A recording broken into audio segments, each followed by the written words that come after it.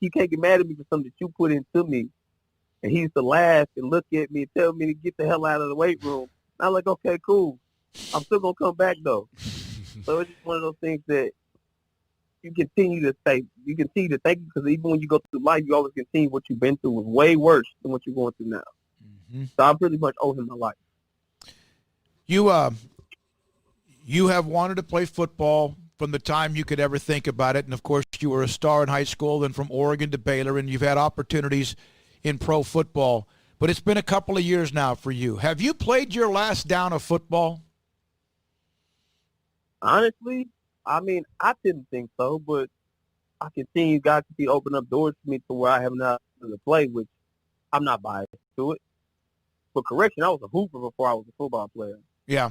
Was a hooper. I love basketball. But football chose me. But as I said again, I'm not biased to playing again. But I'd rather play as a receiver because I feel like I'm more athletic enough to where I can outrun people, learn to run routes, and catch the ball. All I got to do is continue to go through the same rigorous exercise that Kyle put me through and just amplify 10 times more and make sure that I try to catch every ball like it's my last ball.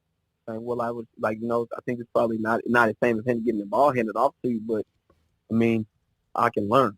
I'm willing to learn. It doesn't bother me. But do you still have an agent? For me? No, I can say no. I don't. Okay. I wasn't sure because that's kind of that connection, and that clock is ticking. I mean, you know that we've discussed that with you before. But if something was to open up, if there was an opportunity, you'd go give it another shot, right? I would have a doubt, but as long as they allow me to play receiver, if I can play receiver and actually get I already know where to go to get my training, to get my receiver drill stuff done. I have a lot of people around me that can show me the ropes and get me right. It's just all about getting that fair opportunity to go play because I don't mind playing special teams. I don't mind doing anything. I just would love to go in as a receiver because I still can run. Like that's never gonna leave. I never stopped working out, never stopped eating correctly. I never stopped doing anything. I just continue just to acclimate to the working world and just work out every day. I work out in the morning. I go to Halo in the morning, like around 6:30. And, and I come back home. Lake, I like the way you said that football chose you. Can you kind of expand on that about how you feel that the game chose you? I mean, yeah, I was a hooper. I used to hoop. Like, I was a big hooper. I still hoop today. Like, it never left me. I was born to play. I feel like basketball was something that I loved the most. I had all the Jordan books, had all the AI books. I had basketball since I can remember as growing up. I had every basketball goal you would think of. Like I used to go hoop in my court until the street lights turned on. It just that I never would have thought football would have chosen me. I only played football because it was easy. Like, when I was playing Pee Wee, I scored 6, 7, 8 touchdowns and never batting. Now I'm like, this is not for me anyway. I want to hoop. And I kept on hooping. I played on my select team at school. Was really good. We had a group of guys. We played with each other since in our neighborhood, and I continue to get more. Like the thing about when I played Round Rock McNeil and Temple, when Aaron Williams was there, never really thought about none of that. I was just like, he's a great player. Nothing but love and respect. I pray that you get to where you want to go. Out of nowhere, my football highlight just blows up, and then I'm the number one in the country. Never would have thought that happened in a million years. Not a kid like me. So I'm like,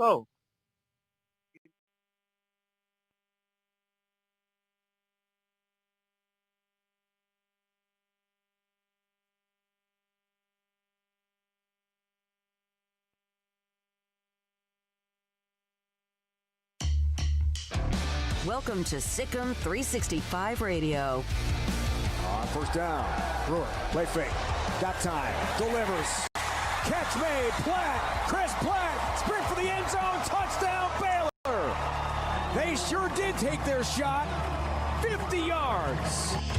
SicEm365 Radio is presented by IdealMRI.com. High-quality MRIs for $497 or less. IdealMRI.com. Your health is important, so is your budget. In the heavyweight title fight here in Kuala Lumpur, Malaysia, between challenger Joe Bertner and champion Muhammad Ali.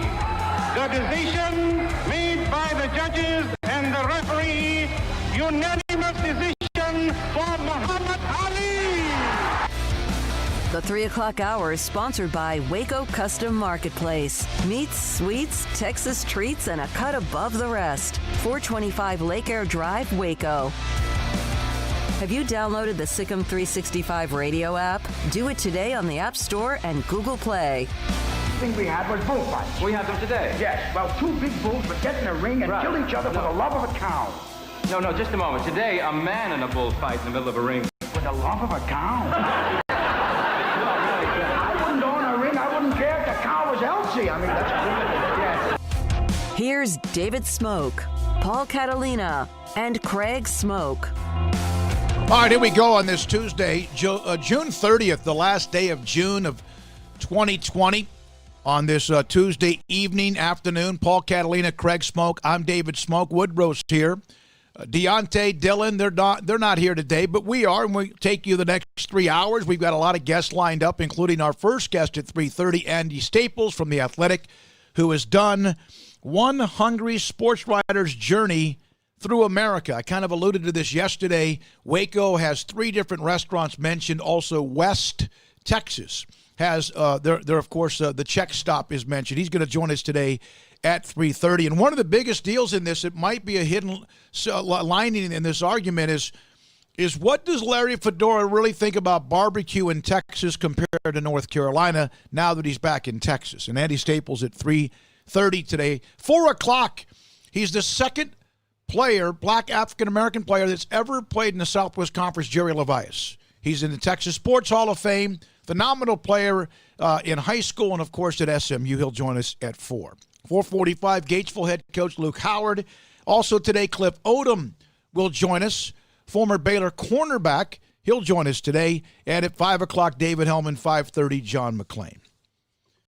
There's a homework assignment that we do from Jason King, and one of them is what will be the biggest or the most, the position battle that will grab your attention? Craig, in football for Baylor. Well, I said the cornerbacks, and, in looking over the roster and looking at the different positions, I understand that most people's focus is going to be on the D-line, but I feel pretty okay about the D-line. I realize they're replacing a lot of starts, and there's some young guys there, but, I mean, how many snaps did Gabe Hall play last year? How many snaps did TJ Franklin play last year? Those guys played a lot. So did Chidi Ogbonnaya. So I think that, that's a to-be-determined spot, but I feel okay about what they've got, plus what they've got coming in. And then, you look at the linebackers in a group that suddenly, did not have numbers for the longest time. It felt like suddenly has some really good numbers. I mean, if you really look at the roster, they've got unproven talent in some cases and proven talent in cases of like Terrell Bernard, but there's a lot of bodies there that are, potentially impact guys. So I'm intrigued by the linebackers. Safeties, the numbers aren't quite there yet, although that will be boosted by the incoming recruits as well. But corner, I went with corner because you've got Kalen Barnes and you've got Raleigh Tejada, who I feel like you kind of can go ahead and place in as your starters. Then you've got the remaining players, the returning players, guys like Byron Hanspard, guys like Mark Milton. And, for a Hanspard, it's kind of like it's time to go. You know what I mean? You're getting into your junior year now, and you kind of need to see the field a little bit more at this point. So, he's going to be battling, and Mark Milton's going to be battling. But if you recall in their recruiting class, they're bringing in like 5-6 DBs. So there's going to be an influx, like Alfie Walcott coming out of the JUCO ranks. He's not going to come in and just expect a red shirt. He's going to come in and expect to play. And then, some of the high school kids they're bringing in as well. So I said corner because I just think it's going to be fascinating to see behind Barnes and Tejada with like 7-8 guys, an influx of 4 or 5 new ones. Who's going to kind of emerge behind those two? Paul? I think it's going to be on the defensive line, like who's going to be ultimately the starters, what kind of look that they're going to go with most of the time. I mean, last year they were in a 3-man line most of the time. I don't think that that's going to be the case this year, but who are the guys on the defensive line? Or does it wind up being a massive kind of committee thing because there's not maybe a standout among them? There's not a James Lynch in this group yet. We don't know that. So they're going to have to replace a lot. I think the defensive line really intrigues me on, what the rotation is, what the formation is, and, who's going to be the dude that teams are going to be like, that's the guy we got to make sure doesn't get to the quarterback. Mine is who's going to be on the right side of the offensive line. You have Bettier, you have Valentine, and you have Casey Phillips, right? And I don't know, maybe they'll move somebody else around. We don't know. We'll see what Joe Wickline does. Man, they got to stabilize that. Because I think with Connor Galvin, with Newman and others, Khalil Keith on the left side, along with what you might have with the kid from Kilgore College, you feel pretty good about that. I don't know if they're going to move people around, but they got to solidify that right-hand side. Phillips has seen some action. Bettier, I got to, with all due respect. And with Valentine, he didn't play last year, did he, Craig? He played a lot last year. Who was the one that was going to redshirt? And was it Newman? Newman was the one they're going to redshirt. They peeled that off of him. That's right. Now, and then, of course, the defensive line. What are they going to do? Let's not forget Rob Solon. Inside that defensive line. He's been moved around the first 3 years of his career. He's faced these guys who he's competing with as a tight end or an offensive lineman, right? Yeah. So he kind of knows them. Yeah. Well, yeah, and I think that I guess it was it when Galvin got hurt that Newman had to get thrust into action, and they couldn't save his red shirt. I think that might have been the reason why, because they really were trying hard to save that red shirt for him. So instead, Newman will be a senior this year. But, D-line-wise, here's your bodies, and I'm not going to count non-scholarship players just because, one of those guys could emerge, but, it's not typically that way. So, Garmin Randolph, he played last year, 6'7", 242. He was one of those young pups that they brought in. TJ Franklin played a ton last year. Harrison White, James Sylvester's coming in. You've got Rob Solon. You've got Josh Landry. You've got Gabe Hall. You've got a couple of players in Ryan Miller, who's undersized but has played, and then Cole Maxwell, who's just been consistently hurt. So I don't know how much you can rely on him. But then you've got your guys coming in that recruiting class as well. But I don't know how many bodies you typically have along the D-line, but I think you'll be okay with Randolph and Franklin and White and Sylvester and Solon and Landry and Hall. I think in Obanaya, I think that you'll be okay there. But, yeah, like you guys were saying, somebody's got to emerge, and who's going to be that fear factor Here's for the you? dude. If you've been Maxwell, I'm sorry, no matter how dripping wet with talent he might be, bottom line is it's what Bill Parcells. You have the all training room team. Right. Or if you haven't done it by now, you are who you are. And he uses that, of course, as a team, right, with your record as well. 254-339-1122, the number. The text line, also brought to you by Riverbend Liquor and Wine, is open, that same number. And with Cole Maxwell, I'm just at this point, and it's nothing against him, obviously, but at this point, I'm just not going to count on him factoring in. So I'm not going to include him in the Sylvester, the Hall, all those guys, because I just can't assume that he's going to be out on the field playing, because that hasn't really been the case his entire career so far. But, I was looking at that group of corners and then looking at the safeties and looking at the linebackers, and it'll be really interesting when these new players arrive. James Sylvester for one, Lorando Johnson, the late addition from LSU, is another player who's going to be competing at corner or at safety. Devin Neal out of Kentucky, who was a big, big get for them.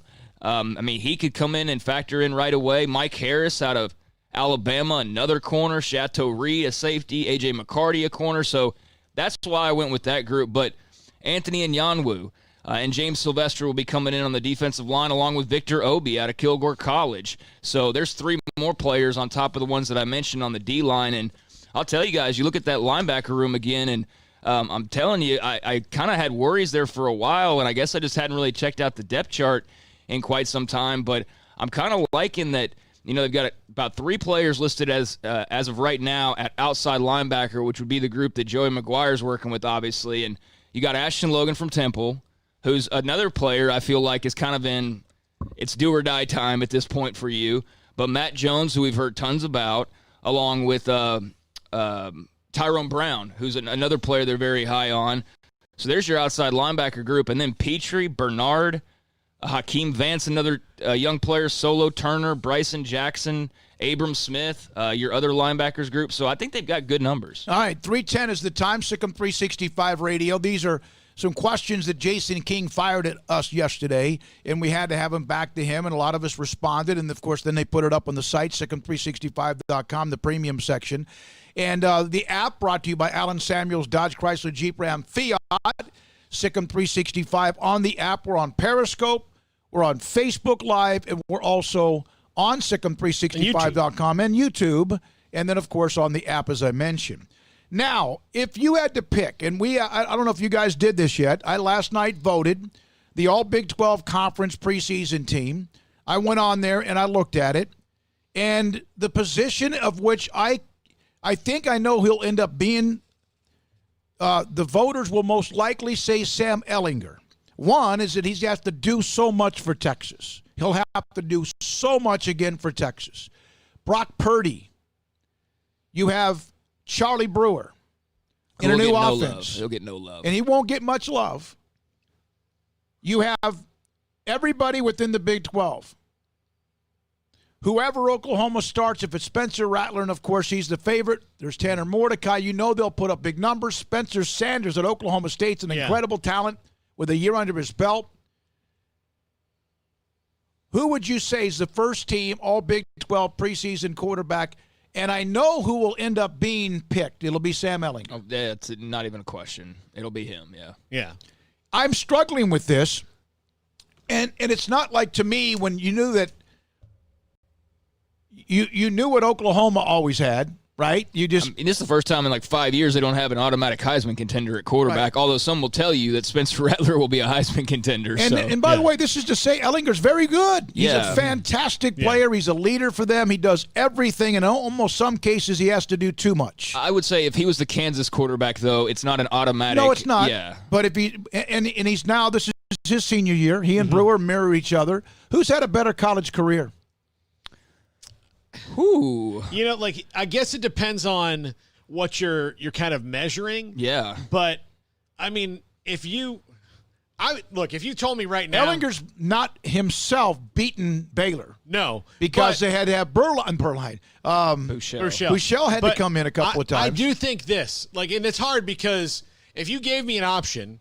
Look, I'll just tell you, my doesn't mean he wouldn't have beaten him. I don't know, I don't know who the starting quarterback is going to be on my favorite college football team this year. And if you told me I could have Sam or Charlie, I'd be like, yes, now mail him over. Yeah, come on, I know. Let's do it. So that's a really tough choice. And I don't think that Sam Ehlinger is the problem at Texas. I think he's only the problem in that Tom Herman sees him as the only solution.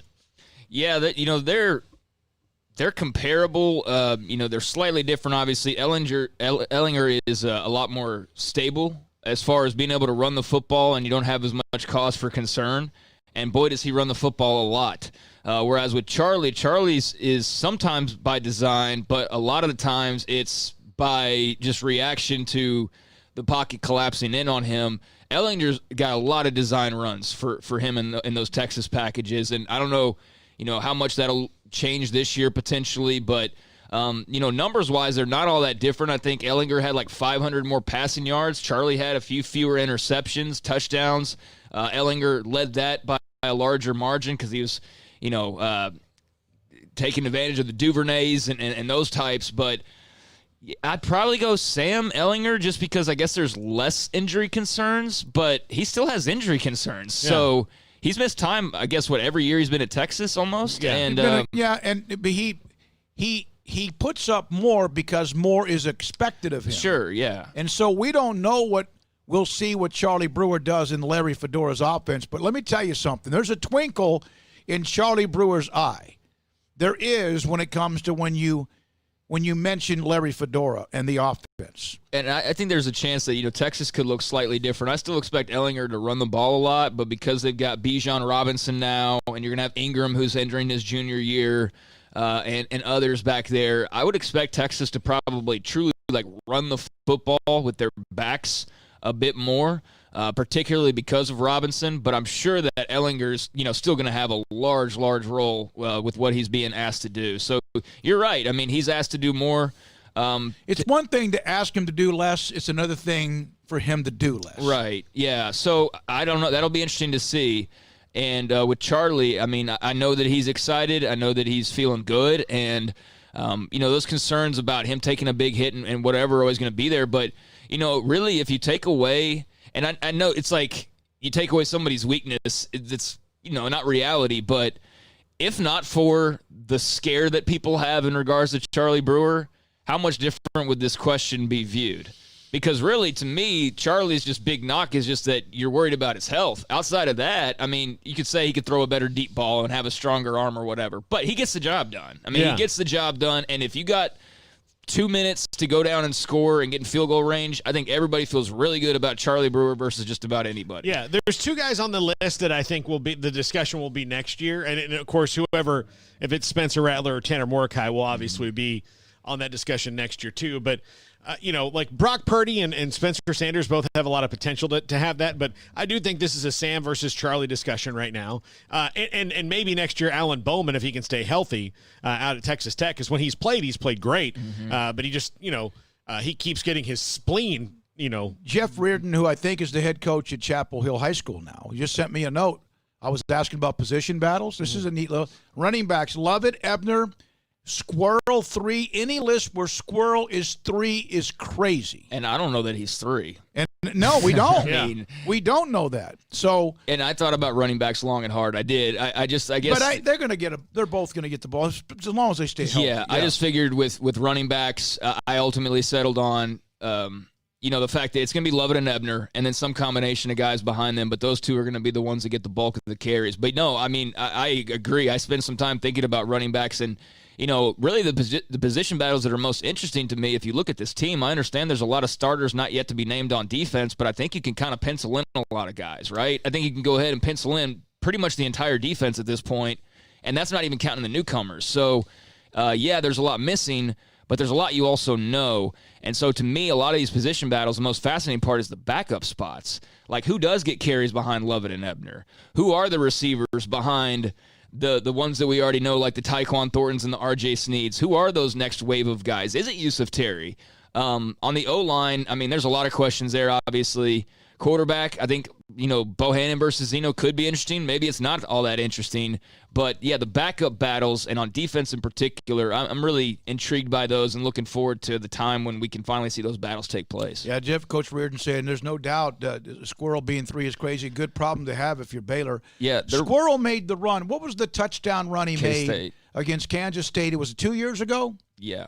Where he didn't play it all last year. He looked so wow. He made it look effortless, but again, last year he just never was able to get back on the field. He had that run around to like the left side, the corner of the end zone. But he made a cut, and he made a cut, made it look easy, and so that was that. And look at their running back room. I mean, Lovett and Ebner are going to be the 2 main guys, but Squirrel, and then you've got Quaylen Jones, who I don't think we want to forget about, and I think is very intriguing in the Fedora offense, and also Tay McWilliams, who I know that Matt Rule was very, very high on before he departed. Also, Jonah White is somebody who's moved around a little bit, but somebody that they certainly feel has some potential as well. So, this is a good little solid running back room of 5-6 guys. It'll be fun to see how that shakes out. So we'll get into that with you on the Twitter, at Craig Smoke, at Paul Catalina, at David Smoke. Also, the Riverbend Liquor and Wine text line is available, 254-339-1122. That is available as well, and that's the number that we take your calls here on SicEm365 Radio. Andy Staples joins us at 3:30 today to kick us off on our guest list, and then at what time? 3:45, Gatesville's Luke Howard. By the way, I pulled up the voting page, and I was looking at some of the other people's of the Big 12, all Big 12 team. Does the Big 12 think that it's 1991? I know. You know what I'm talking about? 2 wide receivers. No, there's 3 wide receivers, but there's a fullback. A tight end and a fullback. Yeah. I think there's a tight end. Yeah, tight end and a fullback. Look, and it's, voting, Stephen Hawkins has brought me on to vote for the all Big 12 football and basketball teams. And Hawkins did a very nice thing and got rid of the 3rd team a couple years ago because I think the consensus was, I don't know who the 3rd best tight end in the Big 12 is, because usually 1 or 2 teams a year throw their tight end. Is it Kobe Bullard last year was an all-conference fullback? Yeah. And there should be 4 wide receivers, and then what I consider H-back, tight end, fullback combo, hybrid. Yeah. That's one person. Yes. Whoever it is. Yeah, They may never line up on a line as a tight end, but they're an H-back tight end or fullback. There's only one in the Big 12 right now, and that's Charlie Kohler from As Iowa far as State. tight end? As tight end, yeah. Oh, That's there's TCU's got a kid that's a tight end, I think. But that you would vote for. Oh, no, yeah. I mean, like Charlie Kohler is the guy who's going to get a vote. I mean, that's everybody else's, Yeah, I would agree with that. Yeah. I mean, unless there's only one, but there's. When does that due, by the way? I looked. July, I think it's like here within the next 3 to 5 days. Because I never could find a date on when that's actually due, and I worked on it, and I pretty much filled out the offense. I need to do the defense. Did you save it? I did it on my notes pad. Okay. So, I mean, I could riff off pretty much every pick I've already put up. Like, you got Stills out at West Virginia on the D-line and, so on and so forth. Yeah. I filled out most of it. I just could never find out when it's actually due. So, need to figure that out so I can finish off the 5 or 6 holes I still have on there. I just saw a few people that have put it out. What they've done. They've actually shared their team, and I don't mind doing that either. I have it here in front of me, so I'll probably do that at some point over the next 2 or 3 days. Coming up next, Andy Staples. He travels the country, covers college football. He put out the menu, One Hungry Sports Writer's Journey Through America. We'll have him in 9 minutes. Gatesville's Luke Howard at 3:45. Then excited about having Jerry Levias on. Hey, Joe Green, the great Joe Green, will be on with us Friday from Temple. He'll join us from Temple Dunbar High School. He'll be a part of it. Don Beebe, he should be known for more than running down Leon Lett in a blowout loss in the Super Bowl. He's now a coach at Aurora College. He'll join us. So would that make – so we've had – of those Bills Super Bowl teams, we had James Lofton. We had Andre Reed, right? Yep. And now we've had Don Beebe. There's one guy missing. Thurman Thomas? Of the wide receivers. I'm glad you brought that up, by the way. I don't know. There's one other one. I can't remember who it is. Yeah, so we can get Kenneth Davis. That's a Temple High guy. We get if we can get Jim Kelly, then we can just knock it out. Can we get Pete Metzelaars, the tight end? Yeah, the tight end. When we come back, we'll have Andy Staples. Also today, I saw where I think it was maybe CBS Sports or someone put out the top 10 coaches for 2020 in the NFL. And Belichick is one. Andy Reid is two. And we'll get into that and how would we maybe digest this and who would we move up or move down. We'll have that for a segment today and also much, much more. Paul Catalina, Craig Smoke. I'm David Smoke. We thank you for listening. And coming up next, Andy Staples. This is SicEm365 Radio. The First National Bank of Central Texas. 5 locations here at home. Waco, Woodway and Hewitt, China Spring, Martin, Hillsboro. Familiar faces making local decisions.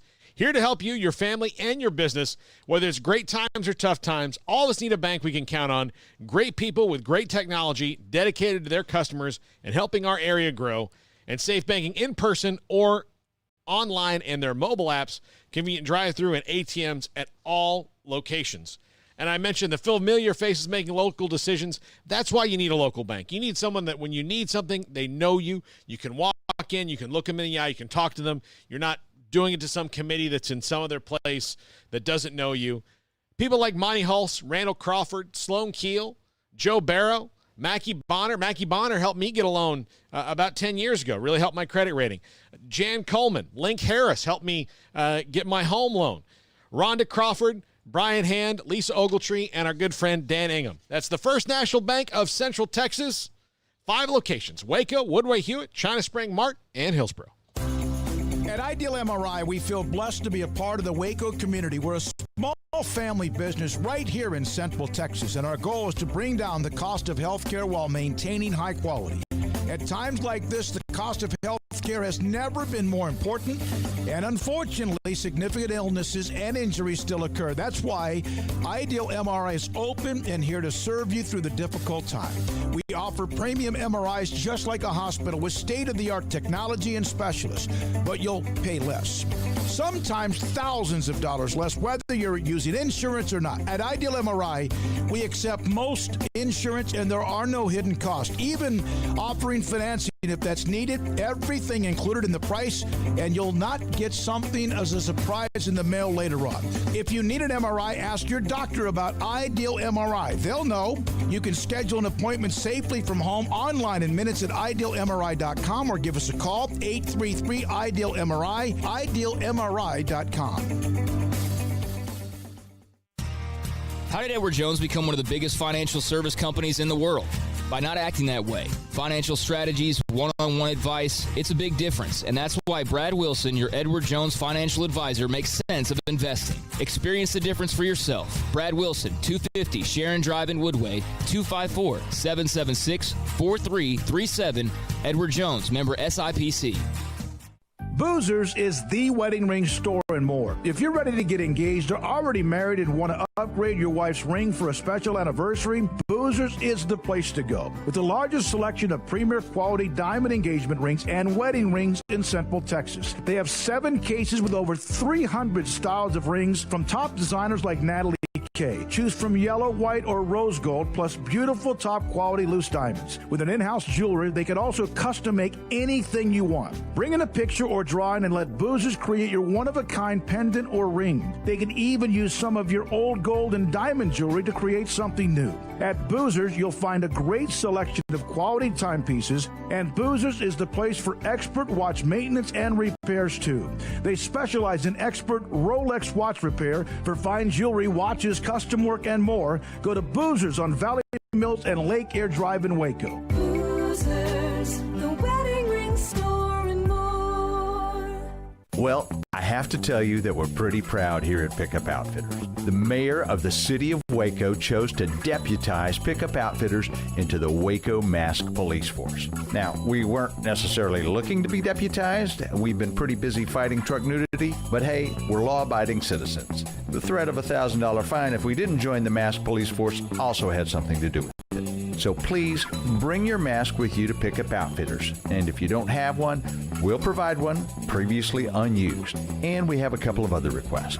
First, wear a mask that covers your mouth and nose but not your eyes, especially when driving to Pickup Outfitters. Second, we do have hand sanitizer, which you are welcome to use on your hands. Do not try to drink our hand sanitizer. Even if you add orange juice, it's still not a mimosa. And third, we have everything you need to outfit your naked truck. Pickup Outfitters, 220 Lake Air Drive in Waco. Check us out online at createacommotion.com. This is SicEm365 Radio. The SicEm365 Radio Live Guest VIP Hotline is sponsored by Stonewood Dental. We are all in this together. Here we go on SicEm365 Radio, 327 at 4 o'clock, Jerry Levias. And we also today have former Baylor cornerback. He's now a coach at Eastern Illinois. Cliff Odom, among others, in the 5 o'clock hour. NFL will be the topic. We're now joined by Andy Staples, theathletic.com. And this might be the most important project ever, a one hungry sports writer's journey through America. One of the great things about Twitter is when people are traveling and where they are, whatever they're doing. Andy, thanks for your time. Paul Catalina, Craig, I'm David Smoke with you as well. When did this start, and how long did it take to put together? And have you eaten at every one of these places you put in your top 300? Well, Smokey, I think it started at birth. I've always been hungry, so I have eaten at every single one of them. I didn't want to. That's why, you know, if you look at it, you're like, wait a second, why is there one place in Boston, but no places in San Francisco, no other places in Boston, nothing in Philadelphia? Well, it's basically because I haven't been sent to those places for work. So that's why you see a ton of Georgia and Texas and Florida, because I live in Florida, and so when I was in Sports Illustrated, we had folks in various parts of the country, so I was usually the one covering the southern half of the country. And so but the thing is, I love to eat, so every chance I get to travel somewhere I've never been, I really load up. Now, Waco's one, if you'd asked me 5 years ago, I don't know that I would have had anything on the list. You know, I would have, I might have thought about the gut pack, but it's really kind of exploded there. in the last 5 years. It really has the explosion of Magnolia, the silos, and a lot of that, but just places now, and what Baylor's done. You know, a lot of people are traveling into Waco right now. Yeah. Well, I think when they started building that stuff, really when they started building the stadium, you saw the stuff going up on I-35, and you saw basically a bigger effort to make people want to come to Waco. And you know, I think getting a really good barbecue place was a big one. And so Guest Family Barbecue comes in, and now you got Hellberg Barbecue there that is absolutely fantastic. And, you know, it's really kind of exploded. And, you know, because before, again, Waco was kind of, you know, the gut pack and the George's Crazy Way. And that there's so much more to it. Andy, you clearly have kind of a map in your head of when you're going to certain places.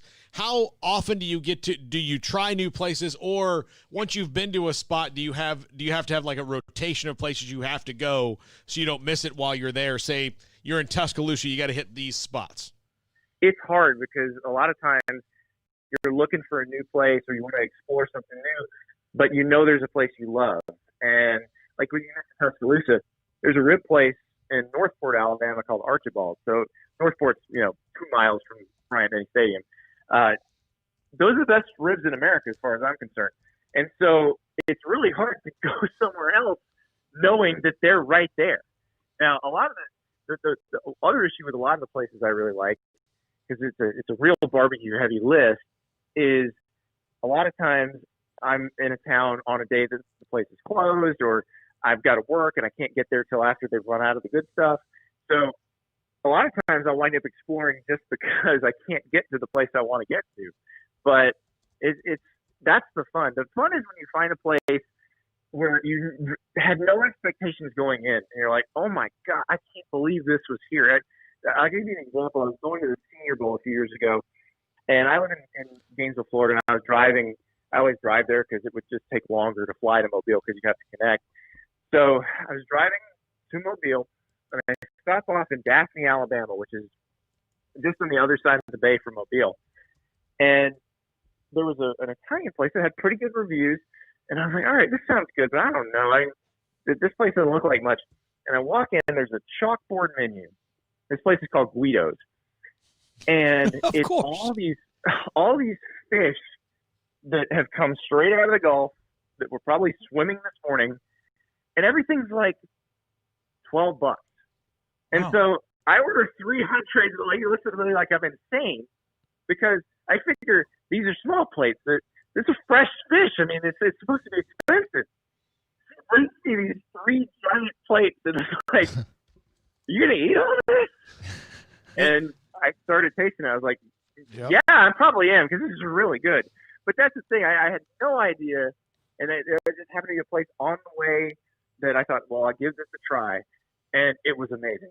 So that was on the list too. So, Andy, you kind of answered it. You just kind of go out exploring a bit. But, you know, often when teams are coming into town, media guys will ask, like, hey, what's a good place to eat? And it's kind of the same old places. So what is your advice as far as discovering? Like, who are the right people to talk to, or the right app to use? Or is it just about driving around until you see a spot that you think looks good?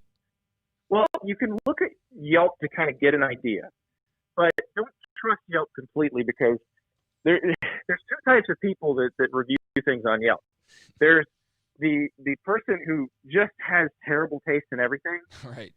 And they'll go to a place that is awesome and like, this is the worst barbecue I ever had. Or they go to a place that stinks, and they're like, this is great. Mm-hmm. So don't want that. And then, or you've got the wannabe like New York Times food critic that is super critical of everything and nothing's ever good enough. And so it's hard to just use that. I always like to talk to people who are there locally. Sports information folks are great. Taylor Bryan over at Baylor got me to Hellberg for the first time last summer, and I thank him for that. So, it's one of those things where you try to talk to the local. And sometimes I'll just put on Twitter, hey, I got a trip coming up to this place. Where do I go? And you'll find that 50 people might recommend the same thing, and it might not be something that shows up on Yelp as a highly reviewed thing. It's just one of those things that the locals know about. That the rib place I mentioned, Archibald, it's not the most famous rib place in Tuscaloosa County. that's Dreamland. Dreamland did not make the list because it's fallen off in the last few years. It's corporate now. And the locals will not tell you about Archibald because they don't want people going there and making the line longer. Yeah. Makes sense. Yeah, very selfish in a smart way. Now, the biggest controversy of this, and you shared this with me, Larry Fedora, head coach at North Carolina, Texas roots, was at Baylor many years ago, and of course we know his story along the way, back now with Baylor under Dave Aranda. So, if you asked him to compare North Carolina and Texas barbecue now that he's back, what do you think Larry says? Oh, he's got to be the happiest person in the world. This is. You have to understand the politics, and I mean the barbecue politics of being the head coach at North Carolina, because you have to say that North Carolina barbecue is great, but the problem is like you're in the Research Triangle area, so you're kind of splitting the line between the two warring factions of North Carolina barbecue, because it's basically two different cuisines, and neither of them are anything like Texas barbecue. So if you grew up like Larry in College Station, and your idea of barbecue is you walk into the place, you say, I want this much, fatty brisket, I want this much sausage, and I want this many ribs, and they put it on butcher paper. Like, that's your idea of barbecue. Well, you're in North Carolina, it's completely different. Like, if you're west of Raleigh, then you're getting a pulled pork sandwich that has some, kind of tomato-based stuff on it. If you're east of it, they've smoked a whole hog, and then they chopped up the pork and put this vinegar sauce on it. So, completely different. And he had to be very political about that. But now I'm sure he can embrace his Texas roots, eat really good brisket, and be happy about it. And I think that's going to help Baylor's offense because you'll have a very happy Larry Fedora. That's fantastic. And Andy, one of the things I was happy that you mentioned was I grew up in Florida, and then now I've been in Texas for the last 15 years. By the way, got a flat tire in Daphne, Alabama, and ate at a Shoney's one time, and I'm kicking myself for that. Well, if it was breakfast and you had the buffet. Yeah. Well, I had to stay there overnight, so it was a long day. But, yeah, now I'm kicking myself.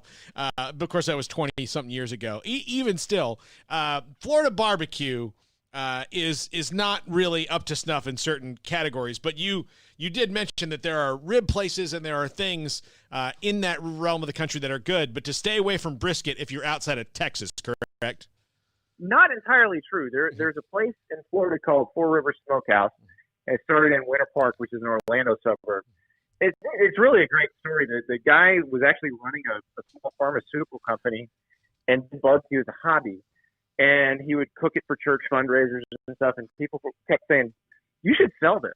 And so finally he's like, you know what? I really kind of hate running a pharmaceutical company.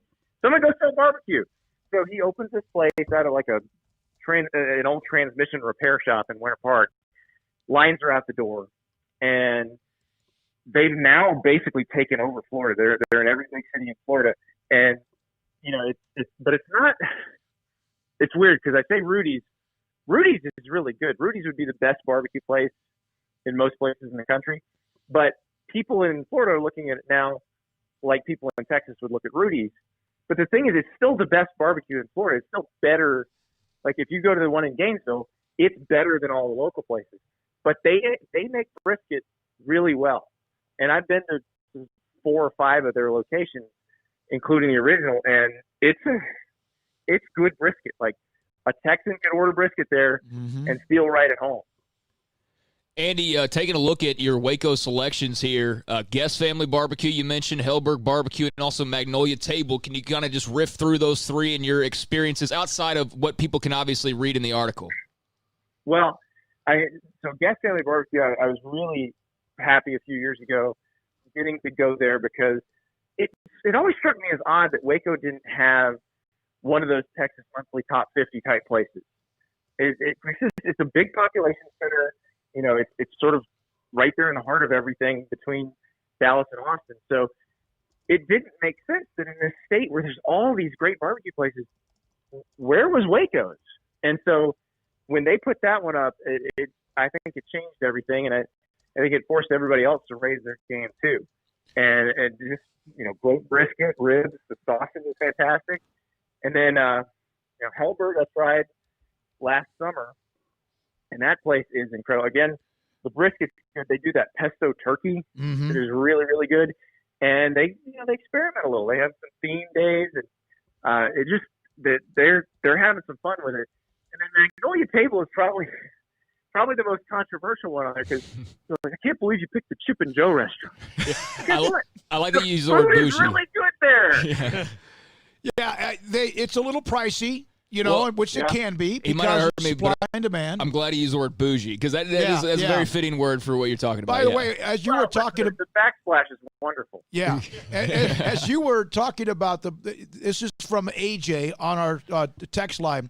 Saturday only, beef rib at Hellberg's, best piece of meat you have ever tasted, along with their mustard-based homemade barbecue sauce. So you're right. As someone who was born in Columbia, South Carolina, and thought mustard-based barbecue sauce was the normal sauce for the first 7 years of his life, it does my heart good when I see people introducing the rest of the world to mustard-based. Would you get more reaction from this top 300, or even if it was a top 100, complaints and otherwise you're right, or than you if like all of a sudden you released the top 25 college football poll? This one would get more passion. People are just as passionate about food as they are football. The difference is they're more passionate because there's more entries here.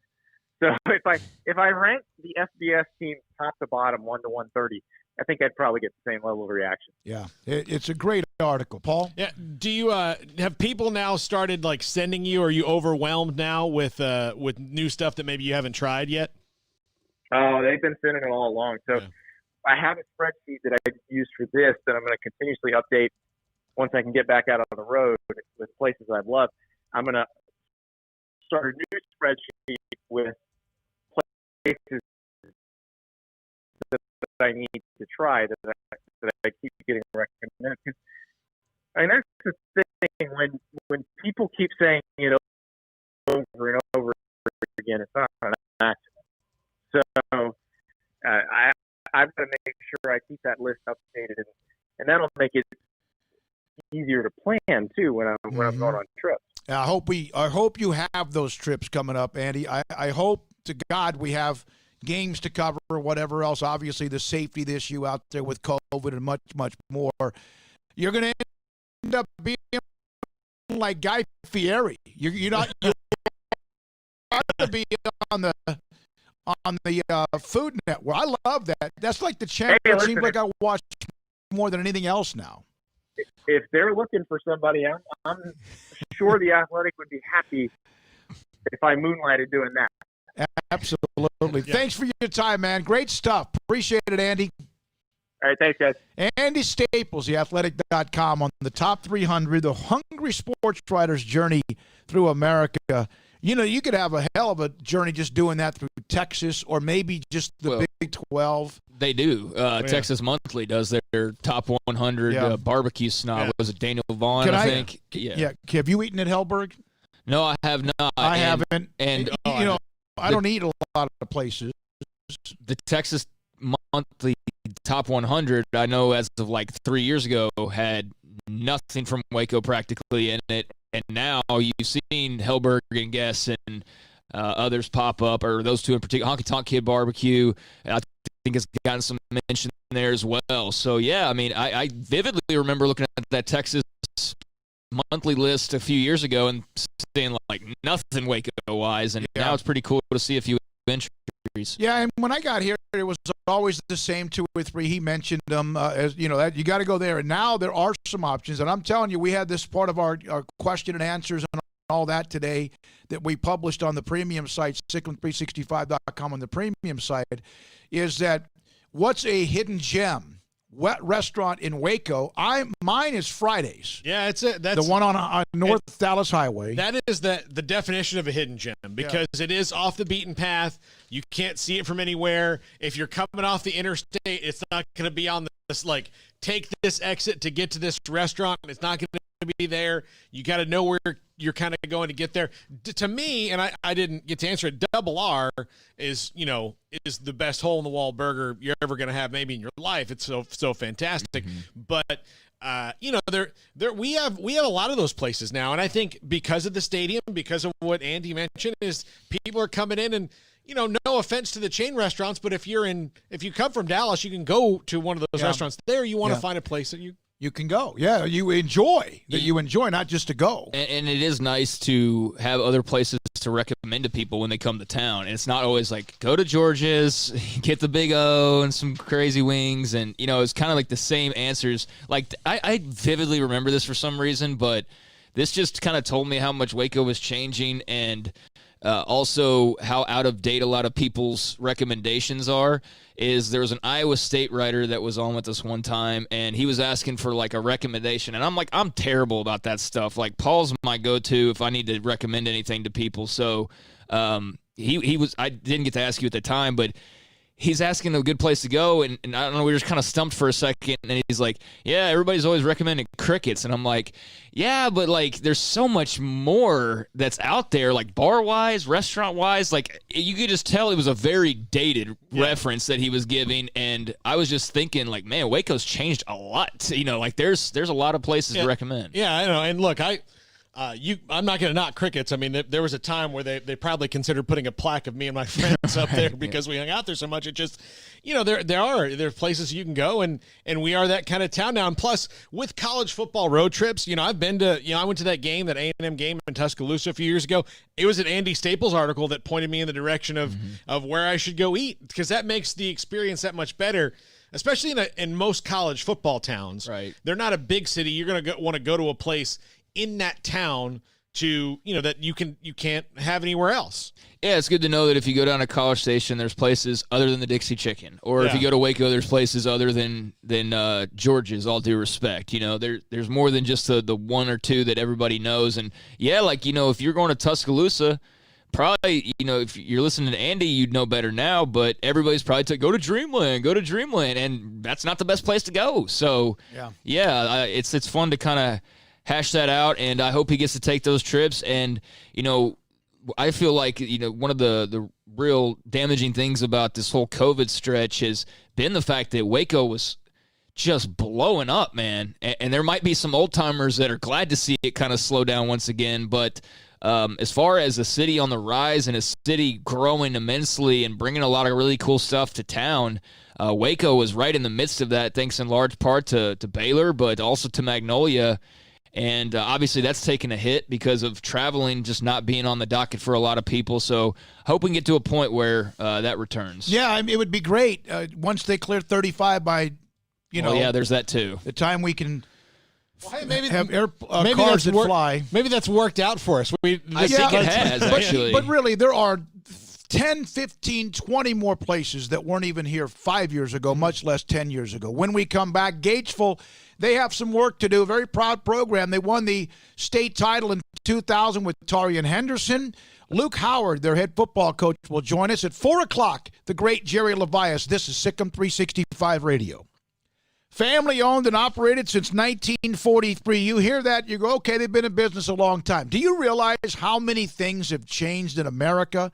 Not just in the last 2, 3, 5, or 6, 8 months, but since 1943, 77 years ago, and Pioneer Steel and Pipe is still going very strong. Speaking of strong, they have metal, they have structural pipe, they have iron, they have heavy equipment to help you build things, including metal buildings. They're as good as it gets when it comes to the product and material and the experience in helping you with the metal building.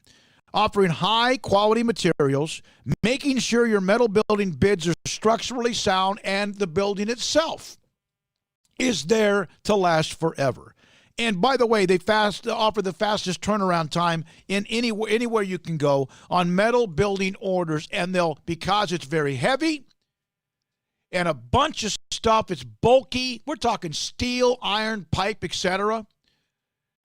They could also deliver it to where you want, whatever site it might be, whether it's at home, ranch, or possibly business, and then also unload it for you as well. Great family, great service, great product. It's unbelievable. When they say customer service, you don't stay in business nearly 80 years without it. Both customer service and also great product. Pioneer Steel and Pipe, also, if you can't get to them during the week, open on Saturdays 8 until noon. Pioneer Steel and Pipe at pioneerboys.com. Drive forward at Allen Samuels. Get big summer values on new Jeeps, the vehicles of summer. Get 0% for 72 and no payments for 90 days on select Jeeps, plus new Jeep Gladiators featuring employee pricing for all. New Ram Lone Star Crew Cab 4x4s feature up to $10,250 in values. Shop safely in person or shop and buy online at AllenSamuelsDCJ.com. Your friend in the car business, Allen Samuels. Ask for details.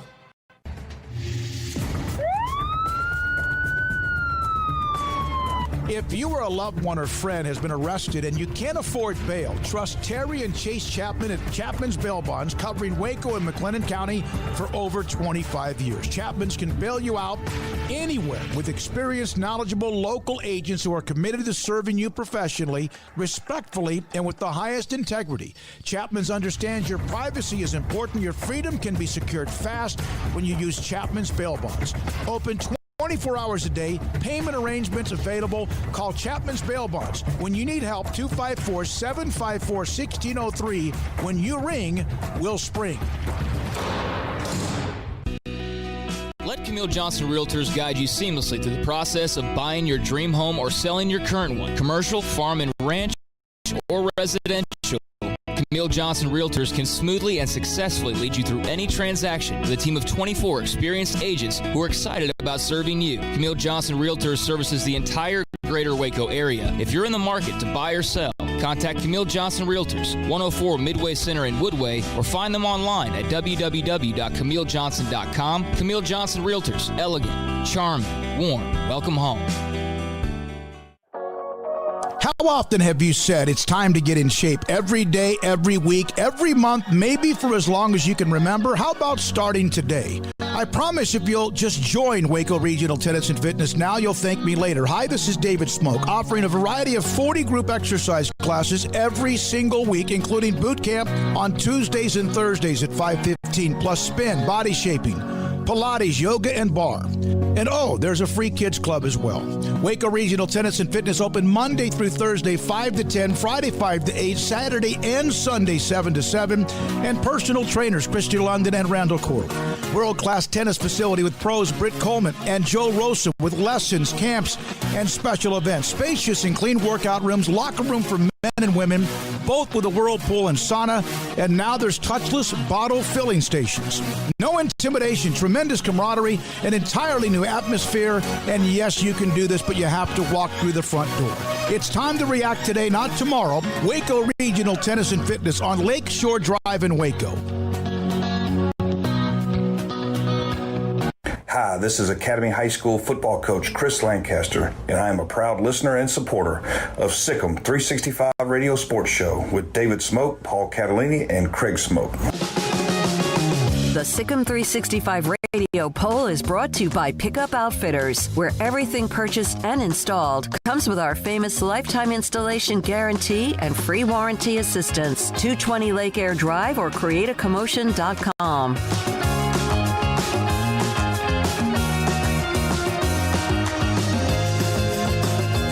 Couple of high school football notes. Luke Howard, the head coach at Gatesville, will join us here momentarily. Tomorrow, West head coach David Woodard will join us. Greg Tepper, everyone knows Greg, Dave Campbell's Texas Football Magazine, Fox Sports Southwest, and I brought this up a few weeks ago.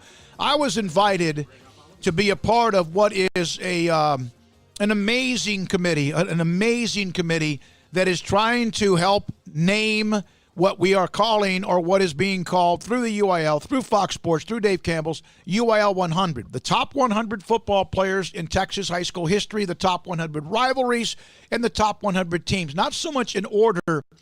And there's a process that we've been digesting and spitting out behind the scenes.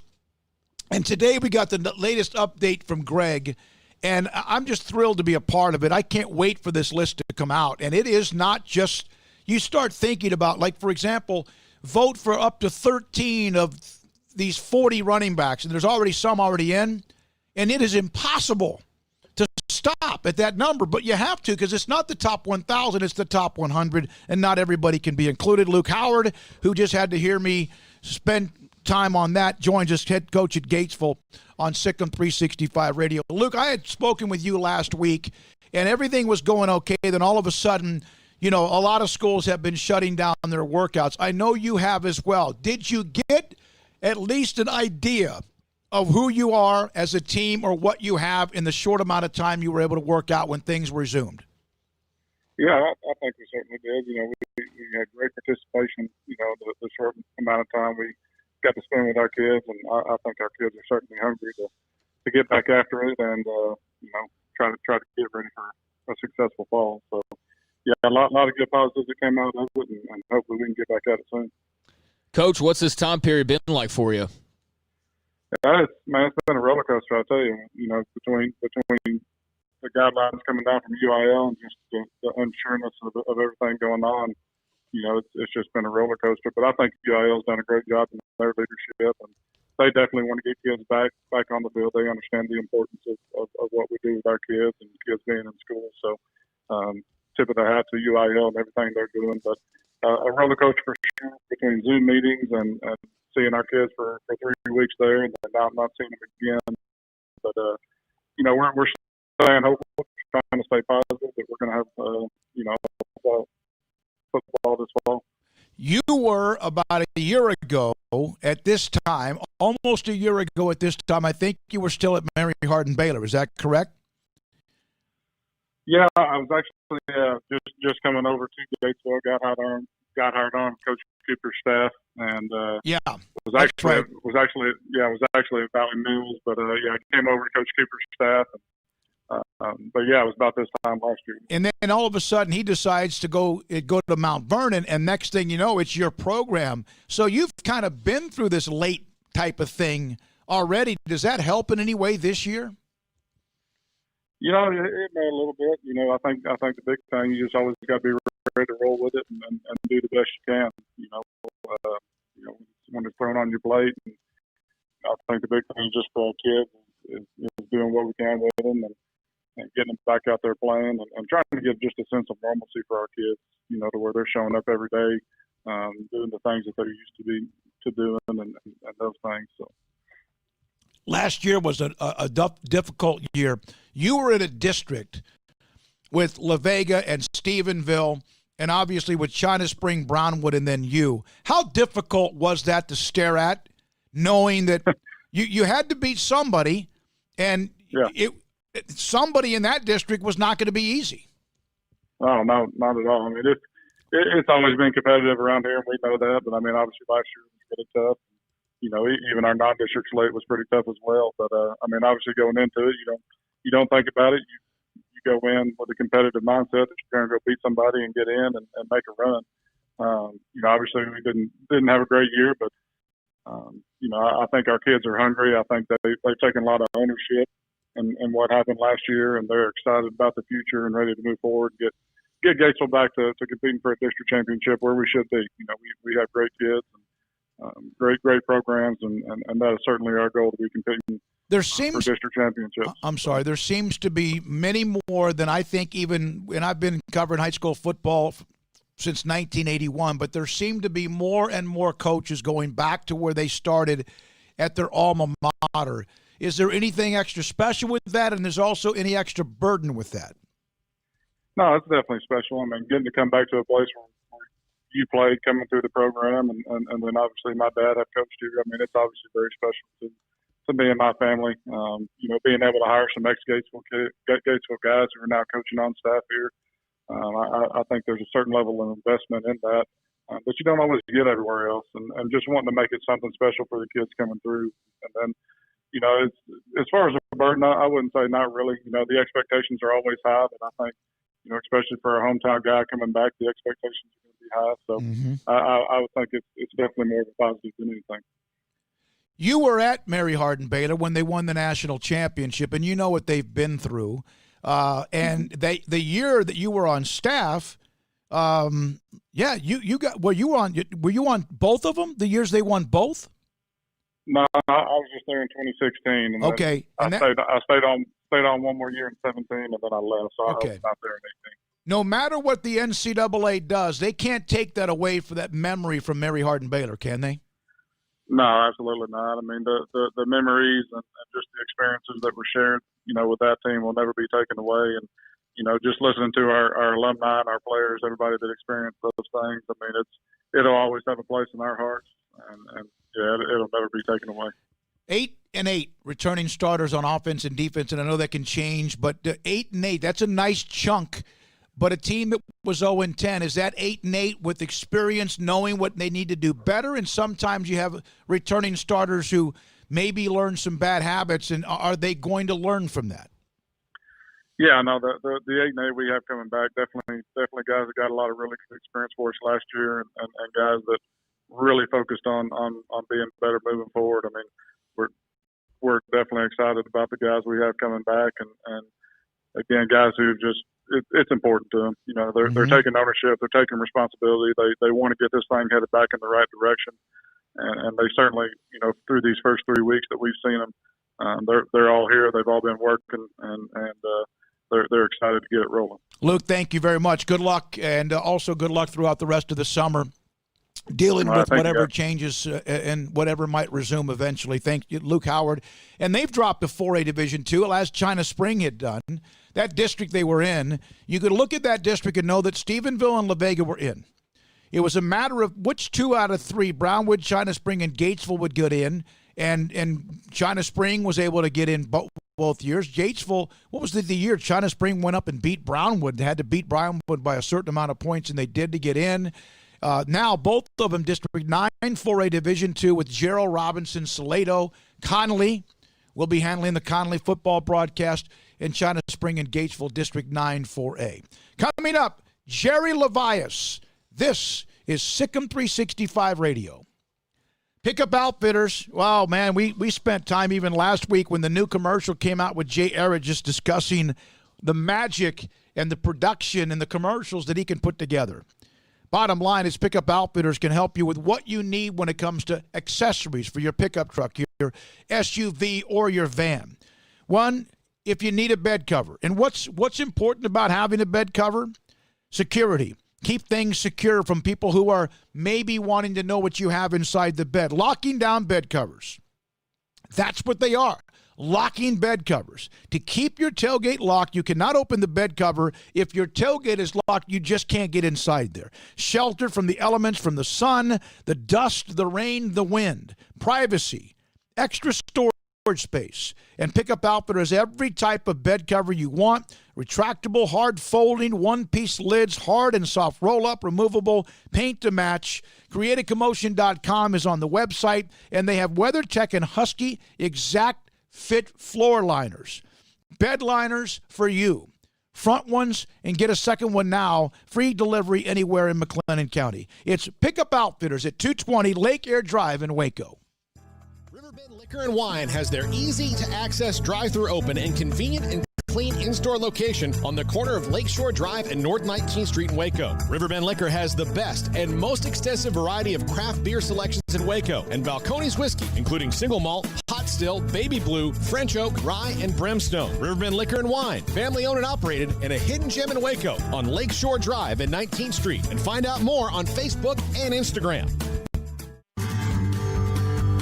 Time to fire up the grill, heat up the oven, or get that deep fryer going to enjoy the top quality products at Waco Custom Marketplace. And order 30-pound bags of live crawfish by noon on Thursday and pick up on Friday to enjoy the weekend. Live crawfish available right now. And Waco Custom Marketplace doors are open for business Monday through Friday from 9 to 6, Saturday 10 to 5. And crawfish boil boxes available as well.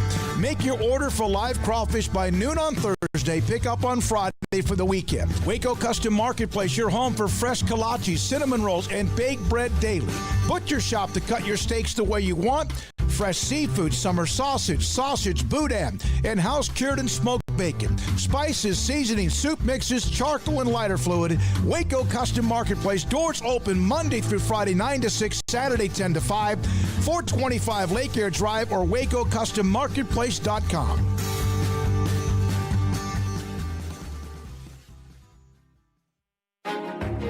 Texas board-certified personal injury trial lawyer and Baylor alum David Willis and Baylor alum Parker Willis are ready to help if you or a loved one has been wrongfully injured in an auto accident, SUV rollover, industrial accident, 18-wheeler crash, or were seriously injured by a defective product or recalled drug. Call them for a confidential and free case consultation at 1-800-GOT-HURT or visit them at texastriallawyer.com, principal office in Houston, Texas.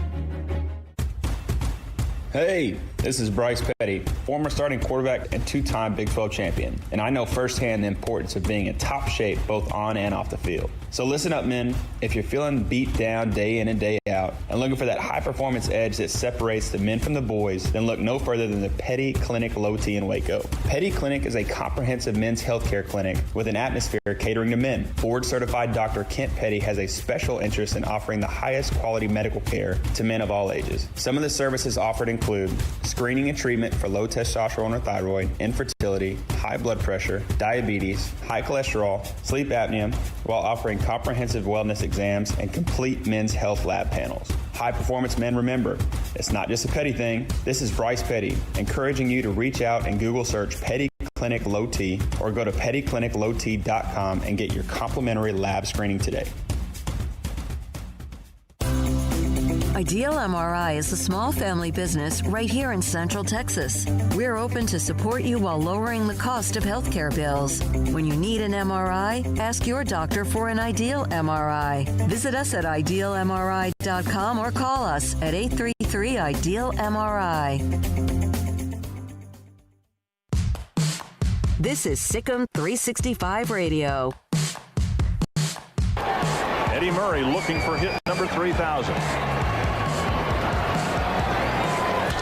To the right side, and there it is! Eddie Murray is the 20th man to get 3,000 hits in the Major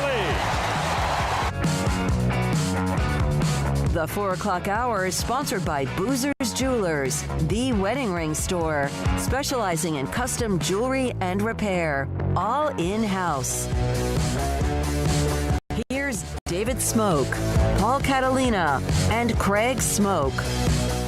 John Westbrook, who played at Baylor, was an African-American football player. He was the first to play football, but Jerry Levias was the first African-American to get a scholarship and also be a part of the Southwest Conference. That was back in the 60s. I've spoken with Jerry a couple of different times. We know all about his high school career at former Beaumont Hebert and SMU, his time with the Oilers and Chargers in the NFL, and thrilled to have Jerry Levias on the show today on SicEm365 Radio. Jerry, I've thought about how to start all this. One, first of all, thank you very much for being a part of the show.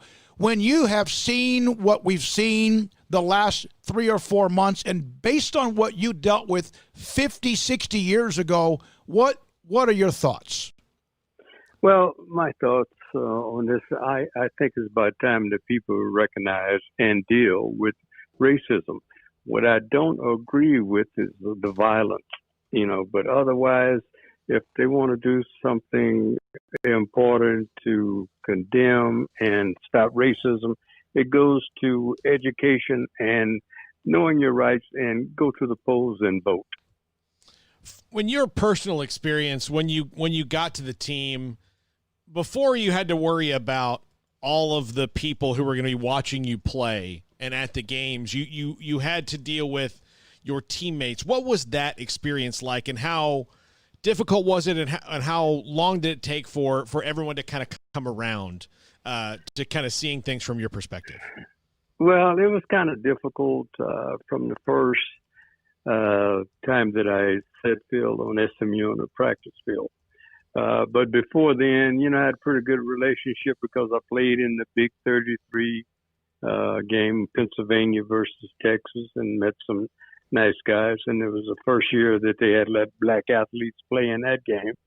And I played in the Oil Bowl in Wichita Falls. And so, but then when I got to SMU, it was basically a different story. A lot of guys didn't want me on the team. I had no roommate. And then I took a beating in practice as a freshman. We could not play. as freshmen on varsity. But it took a lot of beating from young guys from the defense, and as John did also, John Westbrook did there at Baylor as a walk-on. So it was very difficult. So you had to keep your composure. And John and I had one thing in common, that we were very religious and we believe in God. Well, Jerry, I was going to ask you, what your support system was like, and obviously your relationship with God was right there at the forefront. But outside of that, and that's a big one. But what was your support system like, if any, during that time period? How did you vent, and who were you able to have as a sounding board, if you will? Well, basically, I didn't have a sounding board because Coach Fry was basically dealing with the varsity, and he didn't coddle me or show me any special preference. But I had a coach named Sleepy Martin, and he was a good coach and kind of like a father figure. And he would talk to me about stuff, but otherwise they did not interfere with any of the stuff because I did not complain about any of the treatment that I was given. Because basically, being very religious, and I have to go back to the Bible when it says Proverbs 2 verses 10 and 11 says, knowledge and wisdom is pleasure to the heart and soul, and discretion will preserve thee, but understanding will keep thee.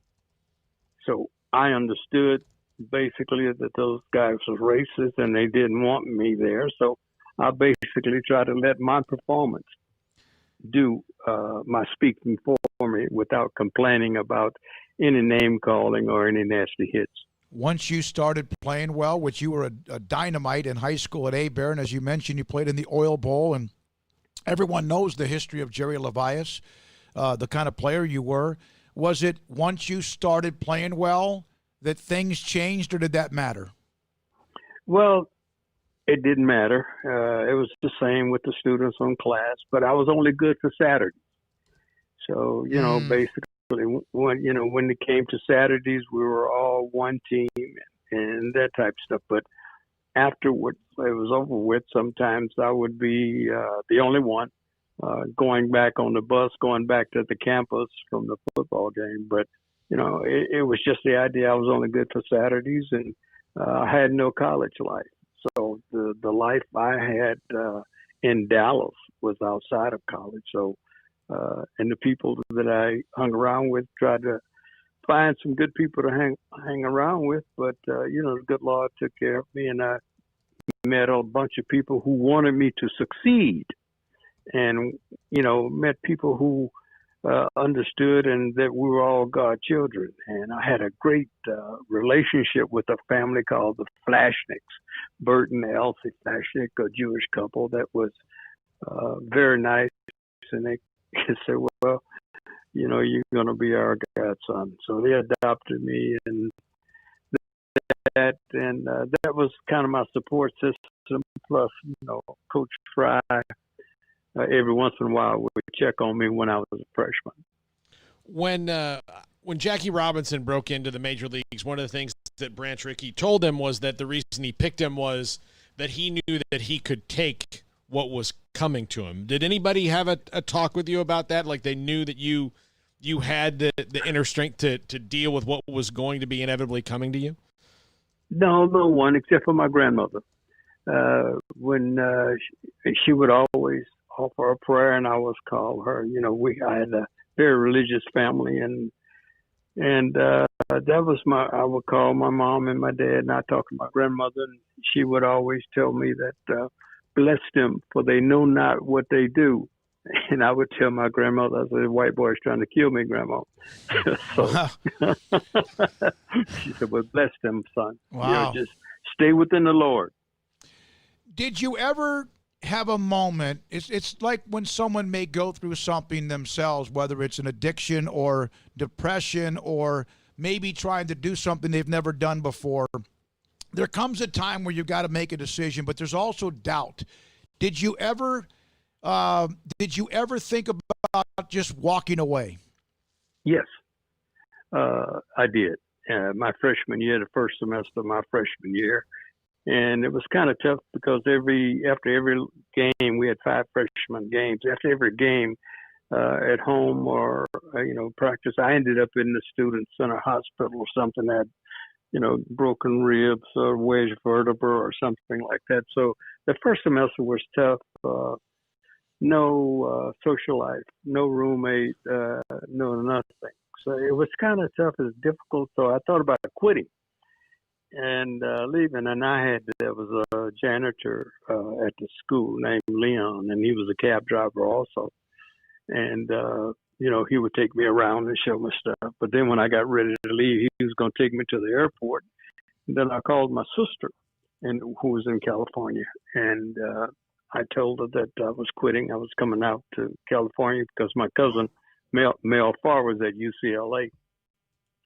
And my sister told me, said, "You know what Dad said?" And I said, "What?" They said, "You make your bed, you sleep in it. You gave that man your word that you would stay there, so you stay there." And with that, not wanting to, being the only son and the baby, I didn't want to disappoint my dad, so I stayed. I stayed that second semester. I mentioned John Westbrook at Baylor. Did you? It's not like then you had rotary phones. That was it. There was no other communication. Either you saw someone in person, you wrote a letter or received one, or you picked up the phone if you had the number. Did you ever talk with him? Yes, I had a talk. I had a friend from Beaumont Bear that went to school at Baylor, and she was there. So I drove up to Waco and had a chance to meet John, and we talked a bit. And and John was a very religious guy. John could recite the Bible back and forth because he was a minister and everything. And I wasn't the best of a Christian, and I had to limit some of my conversation with him. But we talked, and the good thing, we talked about the Bible. We talked about verses, and because my grandmother basically wanted me to wear the number 23 from Psalms 23. She wanted me to be like David. Mm-hmm. And we talked, and if you know Psalms 23, that's basically my life and how I lived. Jerry Levi is with us on SicEm365 Radio. Obviously, today's America, this would be an interview with you that we would bring up a lot of this anyway, but today's America, where we've seen the last 2 to 3, 4 months.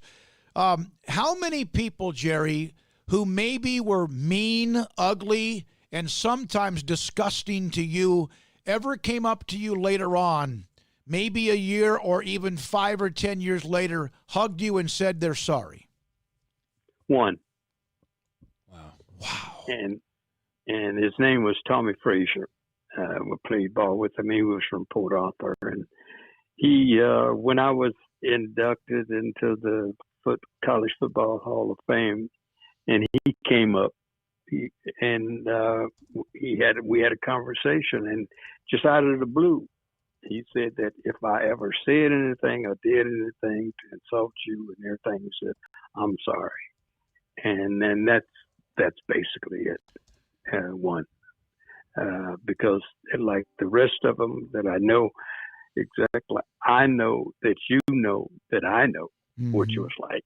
So but I don't hold grudges or something like that. Hope they had matured or they found what I always said: your mind, your body, and the soul. So I hope they found something in their souls that, but with the experience dealing with me, it made them better people. Mm-hmm. No question about it. You were dynamic with the football and could play a lot of different positions, obviously. What would you do today in this game that we see that is so wide open? I would be unreal because because I could do a lot, and I had good footwork, and I was a thinker. And I think that's why I did so well in college and I did so well in the pros, is that I was a thinker. I was watching the people. I was reading their motions and tendencies and things like that, because I had to do what I had to do to protect myself, because I was one of the smallest people. So I kind of prevaricated a little bit about my height and my weight, and everything. So, but it was if I was playing today with the wide open, the passing game and things like that, and the slots, and like with I had a good friend June Jones. Oh yeah. And and with the stuff that they do right now, and with my quickness and my athletic ability, I would think I would be unstoppable, and I would be one of the probably best receivers in the game. No doubt about it. I would think that just even that conversation with June Jones had him having some pretty cool daydreams about you in that offense. Oh, yeah, it would be because it's just like with Hayden. Hayden came up with different plays to use me when I was a southpaw, because basically he was trying to protect me because I was playing against the other team and the referees sometimes. Mm-hmm. And he would, when there was things that get tough, and he knew he would call certain plays. And we had one play, he named it, called Levi Get Open. So, and, I look back at that season, I touched the ball only 66 times, and it included punts, kickoff, and passes and running, and scored 8 to 10 touchdowns. So if I would have touched the ball more, it would have been unbelievable. But Hayden did what he could do to protect me from a lot of stuff. We talked a lot about the game, but I was, I think, a little ahead of it because I like to play the game of chess, and the game of football, the game of life is like a game of chess with me. Yeah, and of course you lost to Coach earlier this year. I saw some comments you made about him. This is kind of interesting. I'm looking at, and Jerry Levias, our guest on SicEm365 Radio. So you played at Beaumont Hebert High School. They won a state title in '76 a few years after you graduated. It was a fantastic school. They were fantastic football. And you also played with the Oilers. And then you played with the Chargers. Beaumont Hebert's no longer in existence. Neither are the Oilers, and the Chargers are now in L.A. Have you thought about that?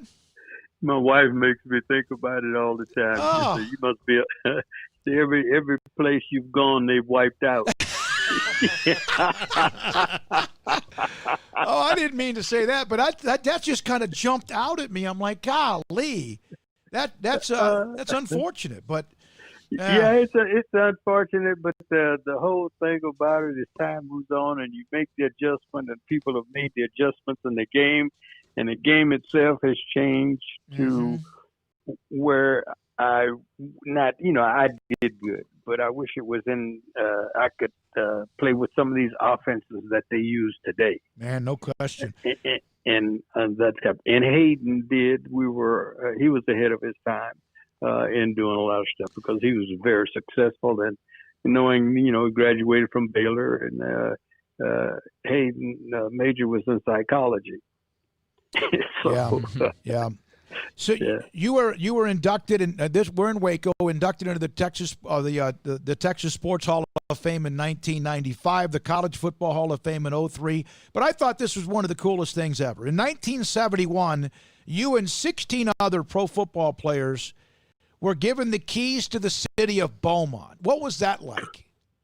Well, fantastic. I played with a lot of the guys, and I was a water boy. But then when you talk about all the guys like Warren Wells and all those guys, and Bob Pollard, Jerry Ball, Miller and Mel Farr, Dwight. I can't think of his name right now, but Dwight Lee, and just unbelievable. And that's just counting Beaumont. That's not counting the Golden Triangle. Oh, I know. Man, that 409, that's the 409, right? Isn't that the proud 409? Yeah. The proud 409, yes. So, but we had, fantastic guys, and I grew up with those guys because a lot of the guys that were ahead of me, I used to polish their shoes and bring them water because I was a water boy. And the only reason I played football was because Miller and Mel were my cousins. They were older, and in order for them to go to the playground, and they'd had to babysit me, so I had to learn to play football. So, And another thing about my sister, she wanted me to get out of the house too. So, well, yeah. Jerry, and just looking at some of the experiences that you've had, I mean, it's not often that I think people nowadays get the opportunity to talk to somebody who had an actual meeting with Dr. King and a conversation with him. You had that opportunity back when you were at SMU back in the 60s. What do you recall from just meeting him and that experience and just, that whole, I guess experience is the word for those of us, who obviously would not be able to have that opportunity or are too young to really, have been impacted as much as those back then. Just what was that experience like for you? It was amazing because that's how I said I was going through the things at SMU and then Willis Tate, the president of SMU at that time, and he called me and wanted me to meet him at one of the side doors, and he wanted me to meet Dr. King. Didn't want it to make it public because they didn't want to take away from the idea that I was at SMU because of Dr. King. And so we had a chance to, I guess, meet and talk for about 10 minutes. And he asked about, he said, I heard you're a Christian young man and, the Bible and talking about it. And as we got through talking and we were talking about Psalms 23 and things like that, he says, there's one thing I want to tell you. Always keep your emotions in control. Things going to happen to you. So always keep your emotions in control. And that's one of the things that took me through because I didn't want to disappoint him with that. And that was the best advice that I had because when I was sped on, called names or excluded from anything, your emotions can get you carried away. So I kept my emotions in control, and I think I overdid it because that's one thing that going through life, you have to learn to control your emotions, so that was one of the best pieces of advice. And meeting him but I've always remembered what he told me.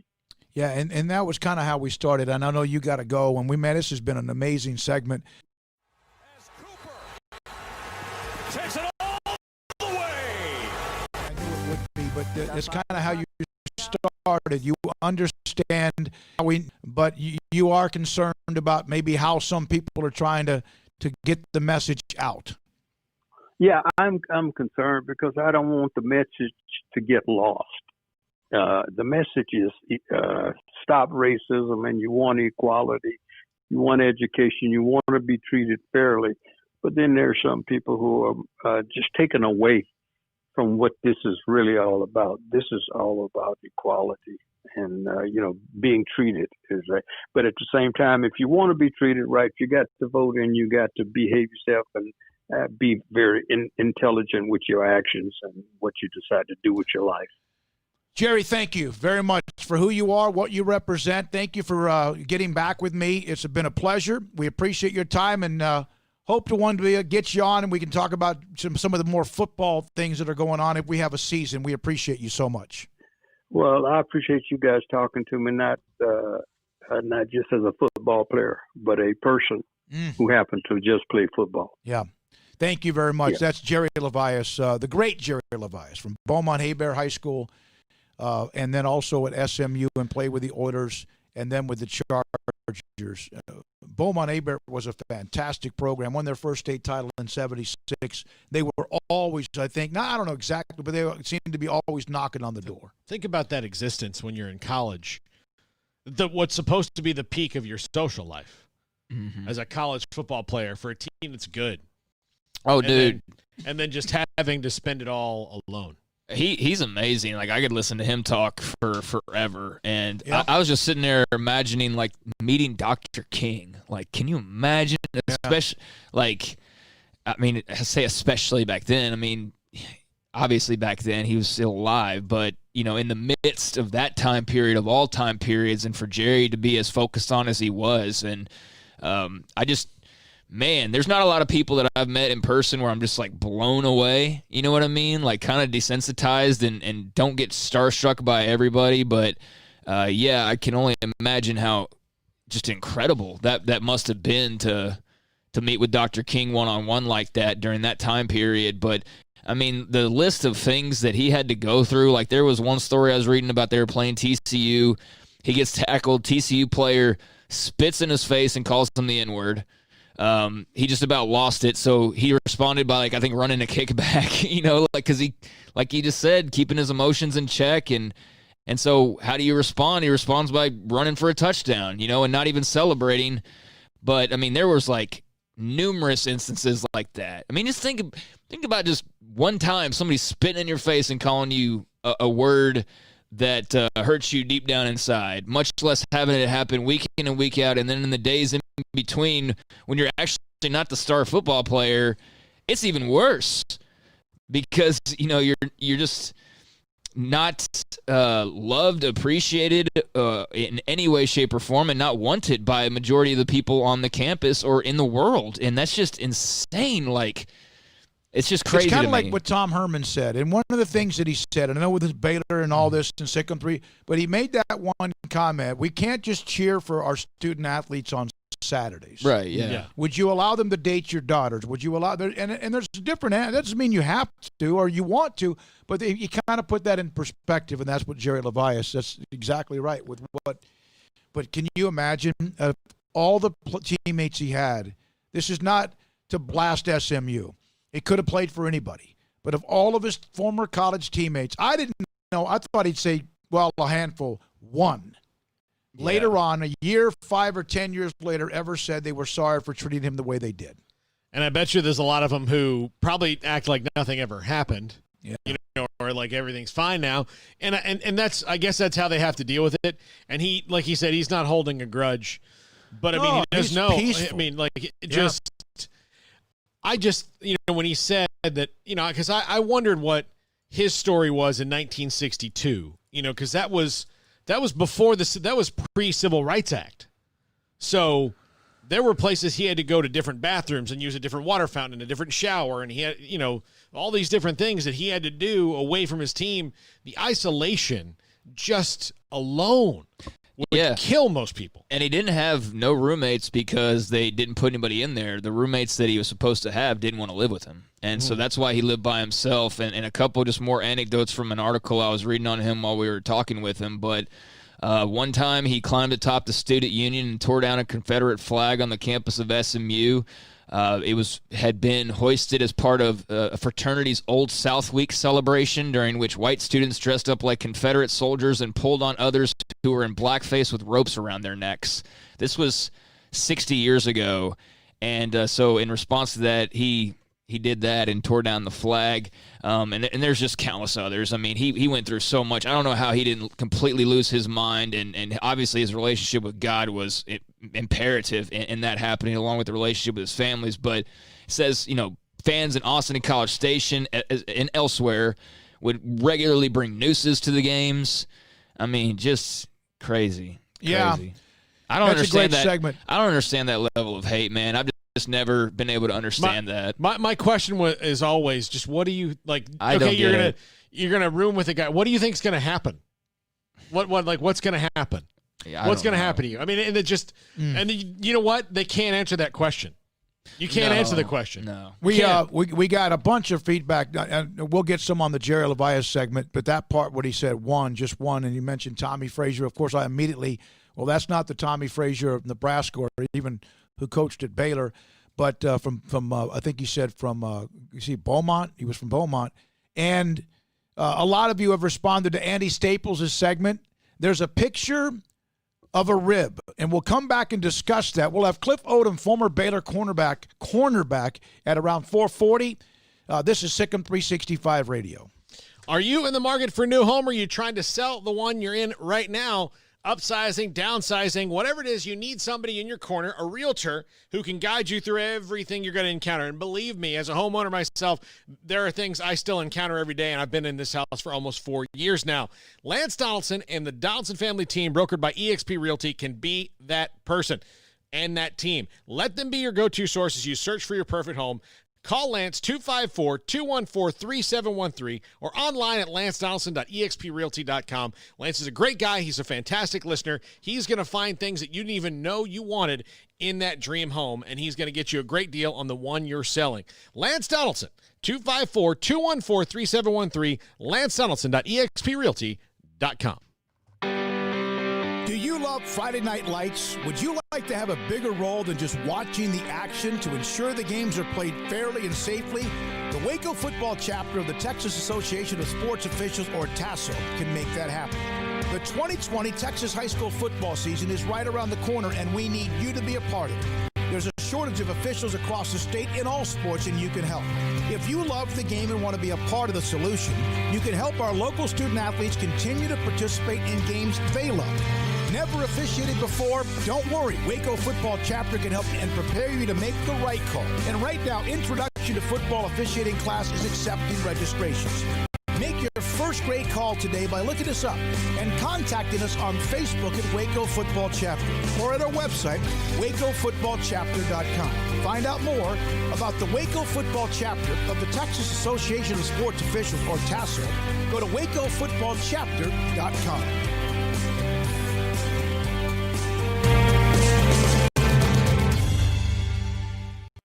Boozers is the wedding ring store and more. If you're ready to get engaged or already married and want to upgrade your wife's ring for a special anniversary, Boozers is the place to go. With the largest selection of premier quality diamond engagement rings and wedding rings in Central Texas. They have 7 cases with over 300 styles of rings from top designers like Natalie Kay. Choose from yellow, white, or rose gold, plus beautiful top quality loose diamonds. With an in-house jewelry, they can also custom make anything you want. Bring in a picture or drawing and let Boozers create your one-of-a-kind pendant or ring. They can even use some of your old gold and diamond jewelry to create something new.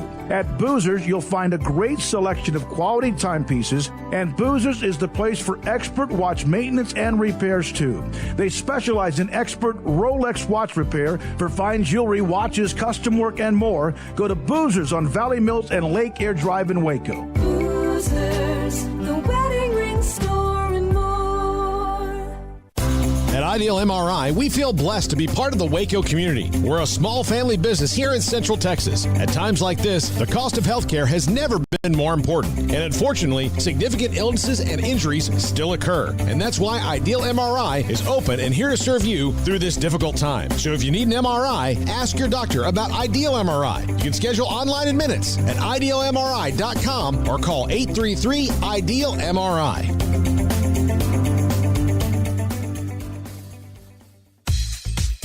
Southwest Sports Medicine and Orthopedics, the team physician of Baylor Athletics. Our doctors specialize in the diagnosis and treatment of any and all sports-related injuries, celebrating over a decade of service in Central Texas. Our doctors are equipped to handle a wide range of issues, whether it's your foot or ankle, orthopedic spine care, your hand or wrist, knee and shoulder pain, or if you're in need of our arthritis or total joint clinic. Trust the doctors that Baylor trusts. Southwest Sports Medicine and Orthopedics. Our goal is to get you back in the game. This is SicEm365 Radio. Text us at 254-339-1122. The SicEm365 Radio text line is sponsored by Riverbend Liquor and Wine, with the most extensive variety of craft beer in Waco. A hidden gem on Lakeshore Drive and 19th Street. A couple of things, and then we'll have Cliff Odom in the next segment. He's now at Eastern Illinois. He's been at Stetson, UCF, among others, former Baylor corner. His dad played in the NFL for like 10, 12, 13 years. So Adam Mahar, and I hope I'm saying that right, Coach, from let me see here. He is at Parkview Christian Academy. I saw him at the signing of that young lady that was valedictorian as a junior. He showed a picture of a rib. And, Paul, you've had fun with this. It looks like Fred Flintstone or Barney Rubble. It looks like a what do they call that? It looks like a dinosaur bone. Yeah, no, I mean, the big looks big like a prime rib or something like that. Yeah, the tomahawk chop. The tomahawk ribeye. Yeah, it's what it looks like. Also, and a bunch of you are going down on this. It's great stuff. A lot of you have answered the question about it. If you had to pick the first team preseason all Big 12 quarterback, and I asked about who it would be, I mean, it's run the gamut. And yes, as it should as well, David Ockham. Well, there's this guy down at Baylor who is a proven champion with a will to win like none other. He's got physical skills for sure, but it's the mental toughness that is his edge. And then, of course, at C. Brewer at 16 tagged to that. Michaela, Charlie Brewer. Matthew, my gut says Ellinger. And on and on and on, and some of the discussions that continue about who would be the first team. And, of course, there's been the love for Brock Purdy. There is whoever is the Oklahoma quarterback. Near 0% chance Charlie Brewer would get the votes over Sam Ellinger. No. Much less those other guys. Well, He's but it's just good that not we're getting that that. respected. No. For newcomer of the year, I'm going to vote for probably Spencer Rattler. I mean, because I think that, if he wins that job, he's going to put up big numbers because I didn't see newcomer of the year. Yeah, it's on there. On the Big 12 site. It's always on there. Yeah. I don't know if it is on that form because I haven't looked at that part, but it's typically always on there. It was at the end of last year. No, but I it's didn't right see at the end of the offensive one. So you'd have to, I wonder who I chose. Yeah. I need to go look at recruiting classes to figure that out. I mean, I put the running back at Texas. Yeah, Bijan Robinson will probably get that too. Yeah. But I picked Spencer Rattler just because, I mean, I think he's going to have even if he's not the best quarterback in the Big 12, he's going to put up numbers in the offense. And Robinson's really, really good, but he's also got others. And the way that Herman uses running backs, he may not. Yeah, I mean, for all this talk we're hearing about him, I assume that a lot of that excitement is because of what he can do as a receiver as well. Because no, Texas is not your typical. Hey, you get 25 carries from your bell cow, and Ingram gets like 15 touches, and Ellinger gets 15 touches, and then 2 or 3 other guys get 5. The only running back that Tom Herman has ever coached that has gotten enough carries is Zeke Elliott, and that's because Urban Meyer probably said, "Feed him the give damn him the ball." Hey, by the way, on this dinosaur bone at Hellberg's. For those who haven't seen that, I think all 3 of us have responded at this point, but definitely check out the picture. I mean, it's ridiculous. 2.4-pound beef rib, and it makes me now. I just have to go there. I have not been there. I've admitted that I don't go out to eat a lot. I like to cook my own food, and just because I feel like it's fun. He. Captain Kirk, Keith Kirk responded, "Don't get me to lying, but just moved out here. But yes, it's on 185 near Highway 6. That was the one that is the other place that people have brought up. Triple B, is that right? I've never been to Triple B, but is that the old Rusty Star barbecue place off 185? And the reason we're bringing that up is Andy Staples joined us today at 3:30, did the top 300 places to eat on the road covering college football. Now, so I like the fact, the quarterback thing, that's why I asked it, because there's not one name that everyone's saying this is it. Mm-hmm. There are 5 or 6 names that have been brought up, and no one's even mentioned Spencer Sanders. Yeah. I just, I think he's going to be good, but I can't put him above Spencer Rattler. And look, I know there's more to see with Sanders than there is of Rattler at this point, but I trust Lincoln Riley, and I trust the hype, and I can't put him over most others either. I don't think it's Spencer Sanders' time right now. I think this is the year where he makes a case for next year, because I do think he's a fantastic player. Now, it does remain to be seen. I think they're probably going to have some other issues at Oklahoma State. I don't think they're just going to go away because they did a video a couple weeks ago that they're going to deal with. So I'm very curious to see how team chemistry gets built there. And that's going to be an issue everywhere. There's probably things that are going on at programs in a similar sense that just didn't get out on Twitter. Right, yeah. No, definitely. And I didn't want to pass along a little bit of breaking news. This doesn't come as much of a surprise, but minor league baseball is officially kaput for 2020. It's done. They're not going to have any minor league baseball this year. I don't think that it's all that surprising, but I guess the official word finally came out here in the last hour. MIL. By Edward Jones Investments with financial advisor Ben Erlinson, who'll navigate you through today's financial climate. Edward Jones, making sense of investing. We Here's David Smoke. Or Major League Baseball has informed minor league. The first in our history we've had a summer without minor league baseball played. While this is a sad day for many, this announcement removes the uncertainty surrounding the 2020 season and allows our teams to begin planning for an exciting 2021 season of affordable family entertainment. So, first time since 1901. I thought that was already, because we had Hunter Jarman, who's a scout. It was expected. We had Kramer Robertson. Yeah, it was. And then some of these teams have been able to pay some of the minor leaguers. Some players have actually helped pay for some of the minor leaguers who had been let go or whatever. That's another thing that's going on with that. It's 442, Cliff Odom. Remember him? Yeah, cornerback played. He started as a freshman at Baylor in 2007. He's now on staff at Eastern Illinois. He's next on SicEm365 Radio. Richard Carr, Buick GMC Cadillac. The people you can count on. Right now, they have got an overload of used cars and trucks. Over 100 in stock. Richard Carr has got some work to do to get these vehicles off the lot right now, these pre-owned vehicles. Right now, Richard Carr's got over 25 used trucks in stock, all at discounted prices. But they've also got the new rides as well, the line of Buick SUVs like the Encore, the perfect crossover SUV with a quiet ride and roomy interior, plus all the safety features and the latest technology. Also, amongst the new cars you can check out, looking for some luxury, some style, maybe a little power in your SUV, well, they've got the line of Cadillacs, the XT4, XT5, or the very roomy 7-passenger Cadillac XT6. You can get the XT4 right now for only $35,900. Plus, when you buy a car from Richard Carr Motors, you get not only the great prices, but you get free oil changes with your new purchase and in-town priority warranty service. That all comes with your buy at Richard Carr Buick GMC Cadillac. They are the people you can count on, a local family dealer run by Baylor alumni that wants the chance to earn your business. So stop by their daily disinfected showroom, see their safety-focused staff, or they can always bring the test drive to your home. Your comfort and safety is their first priority. Find them at richardcarr.com or Highway 6 at the Imperial Exit.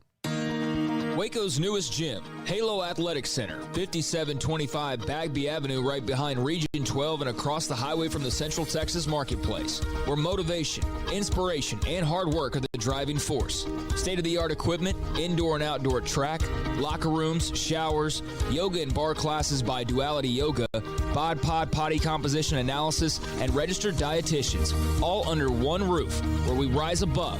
Come join the Halo Athletic Center and be a part of the change, your change. One size fits all. That may be all right for an adjustable belt or cheap sunglasses, but when it comes to your financial needs, no one wants a one-size-fits-all strategy. Cam Heathcott, your Edward Jones financial advisor, knows that his most important goals are yours. That's why he takes the time to understand your needs, knowing you. That's how Edward Jones makes sense of investing. Cam Heathcott, covering Conroe and Houston, 936-756-7717 or cam.heathcott@edwardjones.com. Edward Jones, member SIPC.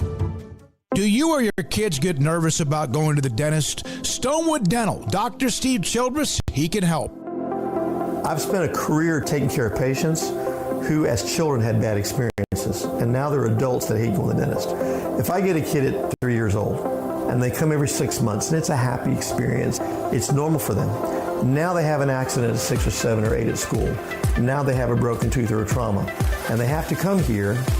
They're used to lights, they're used to water in their mouth, they're used to experience, they already trust us. It's amazing what we can do with that kid without it being a negative thing.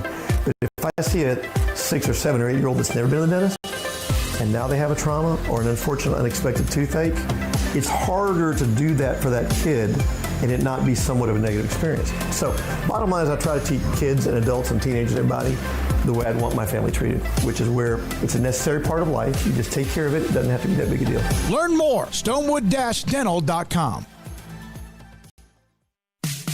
In the market for a quality metal building? Since 1943, Pioneer Steel and Pipe has helped Central Texas residential and commercial customers with metal building design, panel options, building components, and trim options. Pioneer Steel and Pipe's residential line is energy efficient, offers low maintenance, reduces insurance payments, is impact resistant, and carries up to a 45-year limited warranty. In addition, they can also help you find a metal building contractor for your project. Pioneer Steel and Pipe with locations in Waco and Bryan and at pioneerboys.com. In great times or tough times, you always feel better working with someone who's there for you. When it comes to great banking, people here count on the First National Bank of Central Texas, here to help you, your family, and your business. Personal banking via phone, desktop, tablet, and drive-through. And business banking tailored for all situations, including yours. Amazing tomorrows from the First National Bank of Central Texas. Familiar faces making local decisions. Member FDIC, Equal Housing Lender. This is SicEm365 Radio. This segment on Baylor Athletics on SicEm365 Radio is brought to you by Richard Carr Buick GMC Cadillac, located at the Imperial Drive exit off Loop 340 in Waco. Proud supporters of all Baylor Athletics. Here we go. This SicEm365 Radio would take you until 6 at 5 and 5:30. We'll have David Hellman on the Cowboys and the NFL, and then John McClain on many things NFL and the Texans. We'll have them in the 5 o'clock hour. Thanks again for the great Jerry Levias and his time to start this hour. This segment again on Baylor brought to you by Richard Carr Buick GMC Cadillac, your friend in the car business, and Cliff Odom. I'm going over a list. I'm just kind of like of players that I remember having a chance to interview, and there's so many names. And then Cliff Odom was one that's like, he was really kind of a nice go-to interview back when I first arrived 2010. And I start digging around, and man, you have been around this coaching carousel and now landed at Eastern Illinois. First of all, Cliff, how you doing? I'm doing great. Safe and healthy, but I'm doing well. Yeah, that's good. That's the most important news. So you are going through this process of being a part of college staffs. You're now at Eastern Illinois. Your thoughts about where you are, where you've been, and where you want to be? Oh, man, there's a lot with that. Right now, I'm so excited to be a part of a great staff at Eastern, a bunch of great men and people who care about kids and care about players. Right now, attacking COVID as a team, we've done a great job this whole time of building a connection. And it's very interesting trying to still progress the game of teaching and installs as we did at the beginning of the quarantine through Zoom. And about week 2, our guys got really frustrated seeing us on Zoom. And so we just said, you know what, we're going to incorporate just as much personal questions and digging deeper in our connection as people, as players and coaches, as well as trying to teach the game of football. So I'm excited about the strides we made as a team. Personally, my journey in the coaching profession, it is the best profession in the world because you still are attached to the game of football and you get to help mold young men. And that's why I do it. I've had great men in my life who helped me. I'm lucky. I've had dozens of men who have impacted my life in a very positive way, beginning with my father. Cliff Odom played a long time in the NFL, and he was my first coach. So he set the standard really high for men in my life and coaches in my life. And then I was blessed with my high school head coach, Bob Wager, who's still at Martin High School, came in my senior year, and it really helped mold me as a man, as a player, and then came to Baylor, and then I started my coaching career right after that. I have a feeling if we asked you the question, if you weren't a coach, you would be what would be a really hard answer for you to come up with? Absolutely tough. I don't know. My wife randomly asks me that sometimes, and I still can't answer to this day because I can't imagine my life without football. So you mentioned Bob Wager. I think he was just named as a part of the Texas High School Football Hall of Fame, like one of the executive directors or whatever. And we've had him on before a couple of different times. So was it ever extra pressure because of your father and his career to try to perform at a certain level?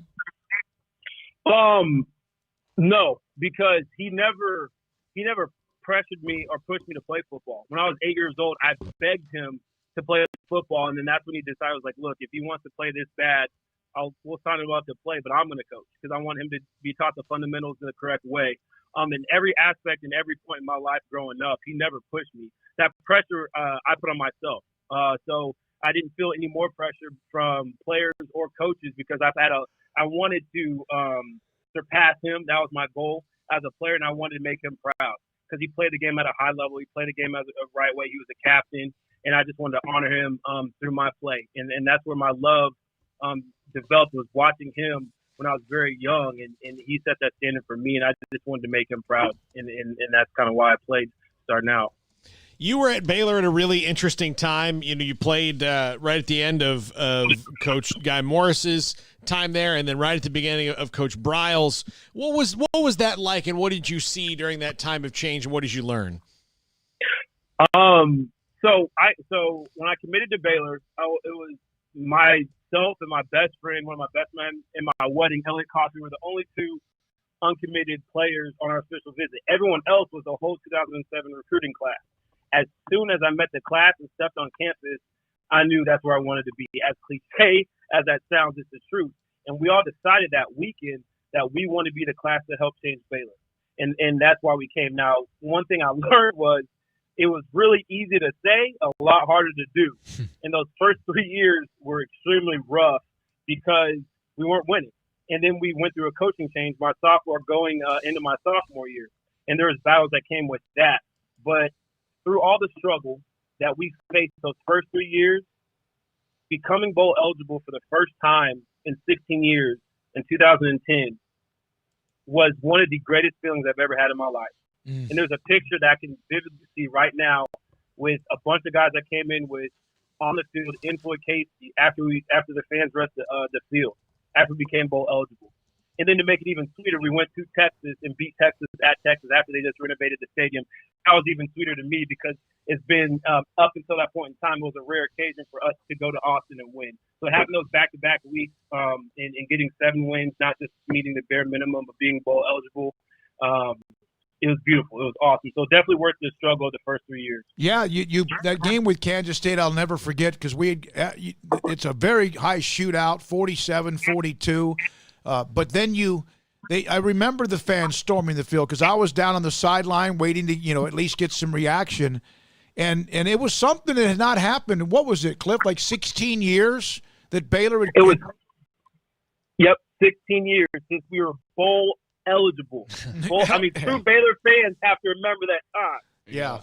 Yeah, no question about it. I call it the drought. Yeah, and it was like. It was the drought, no doubt about it. And then that day, didn't we have a lightning delay? We had to just sit up in the the day that you guys became bowl, you beat Kansas State, right? And I think there was a massive lightning delay because I was doing the internal PA at the time. I remember sitting there, we had nothing to do. Yeah. And I remember asking somebody, like, do they have, board games up in the back here we can play for a little bit? I bet, now that you say it, I vaguely remember that. Literally all I remember is the fans rushing the field. I know that against Sam Houston State one year there was a huge delay. It might have been 2010. It may have been a long lightning delay, or Stephen F. Austin the next year.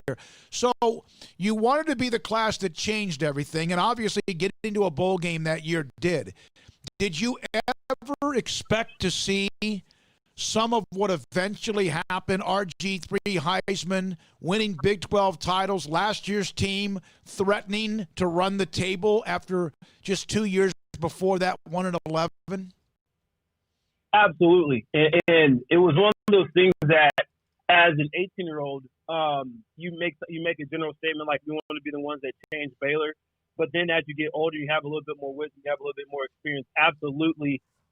This is a vision fulfilled, and we changed our class after becoming bowl eligible after 16 years. We changed it, and then they completely took that standard and went above it when Griff went into Heisman. And then you talk about the Big 12 championships, and then you talk about the Coach Rule era and what they've done. Mm-hmm. So absolutely, it's been so cool to see the progress that Baylor football has taken since we left. It's been awesome, and I'm extremely proud. By the way, there was an 47-minute thunderstorm. 4 plays into the game, lightning was spotted, and everyone was sent back to the locker rooms. And that was a day Jay Finley went nuts. Yeah. Insane. Yeah, went crazy in that game with 250 yards rushing against Bill Snyder and that proud K-State defense. Cliff Odom is our guest on SicEm365 Radio. So the coaching part of it, you were at UCF. They've had success. Eastern Illinois is like a cradle quarterbacks and coaches in the NFL, Romo and Sean Payton, among Jimmy others, Garoppolo, right? yeah. Garoppolo. Absolutely. And that's been so coming to Eastern. So I was lucky because I got here in February coming from UCF, like you said. And so I actually got a chance to be around the staff and the players. And then we hit the quarantine, of course. The cool thing we did was we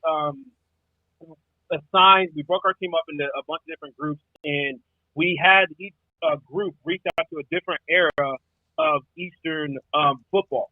And so you have Coach Spoo, you have the Dino Babers era, you talk about Roma, Garoppolo. And so we had our players reach out to the many former players and coaches, and the history is so rich here, and I didn't know. I knew about Jimmy G, I knew about Romo, but the list goes, and Sean Payton, but the list goes on and on and on of just good men who either played here or coached here. And it's been really cool being a football junkie to be a part of this program. You also, you got to spend some time out in Florida, and just in a general sense, being from Texas and having those roots here, and then, of course, going to Florida. Recruiting-wise, how much does that help you just down the line to make inroads like that? Oh, it's been huge. Now, my recruiting base has always and will always be Texas because that's home. And Coach Wager, like you mentioned, I believe is a finalist to be the president of the Texas High School Coaches Association. Yep. And his story is incredible. He's a mentor to me, one of my closest friends. But being in Florida and being at UCF, and before that I was at Stetson, and which was a small 1AA program, and just recruiting there. To have Texas and Florida, it has been a blessing. And I kind of fell into the Florida aspect of it because I was chasing around my wife who was in the process of becoming a doctor, and that's where she fell for residency, which is why I went. And but been lucky, been blessed. There's a bunch of talent there, and obviously you know how much talent there is in Texas. So it's been cool. Yeah, it's fun, isn't it? And you sound so happy. I mean, you sound like you're happy. I know you're never satisfied because you're going to always want to do more, but it just sounds like you're at peace with a lot of things. Absolutely. And I know you know this as well, but like over time, and especially during this quarantine and time away from things and focusing on, okay, what's important to me, I'm absolutely happy and I'm thankful. One, have my health, I have a beautiful wife, and we've actually used this time to try to grow individually and together. So I'm very thankful for this time, and I am extremely happy. And like I said earlier, I work in the best profession in the world and have a chance to impact young men who do a lot more for me than I do for them. Is your brother still in the NFL? So he is a free agent. So this is an interesting story. So I started out coaching. He was a junior on JV behind Miles Garrett at Martin High School. And then to see everything that he went from playing on varsity for 1 year essentially as a senior and going to Arkansas State, being fifth in the nation as a senior in sacks and starting his NFL career, he's been a journeyman in the NFL. And so he was with the Redskins last year, bounced around from on the practice squad, off the practice squad, got cut a few times, and end of the season on the 53 had 2 sacks and a sack fumble to end the game against the Panthers, I believe. And then after the season, he ended up getting cut by the Redskins. And so now he's a free agent, but he's had teams who reach out to him. But because of COVID and the quarantine, there is no process of working guys out. But He looks really good. I'm proud of him. He just had a beautiful baby girl, my niece, Cassidy. So he's in a really good place right now. That sounds great. Tell him we said hello as well. Your father, we appreciate you so much, Cliff. Thank you very much. Good luck at Eastern Illinois. And if you're ever back in the area, I'm going to reach out to Coach Wager as well and tell him what you said about him. And I know you will. But thanks for your time, and we hope to see you down the road. Sounds good. And I have to do one quick shout out. So I still talk to some Baylor legends, Byron Landor, Elliot Coffey, Stacey Williams, and our buddy Ty, who had a brief stint on the football team and is a Baylor grad. I talk to him every day. This Baylor connection, even this many years removed, is still very alive and well. We're in our group chat every day, so shout out to 225 and Ty.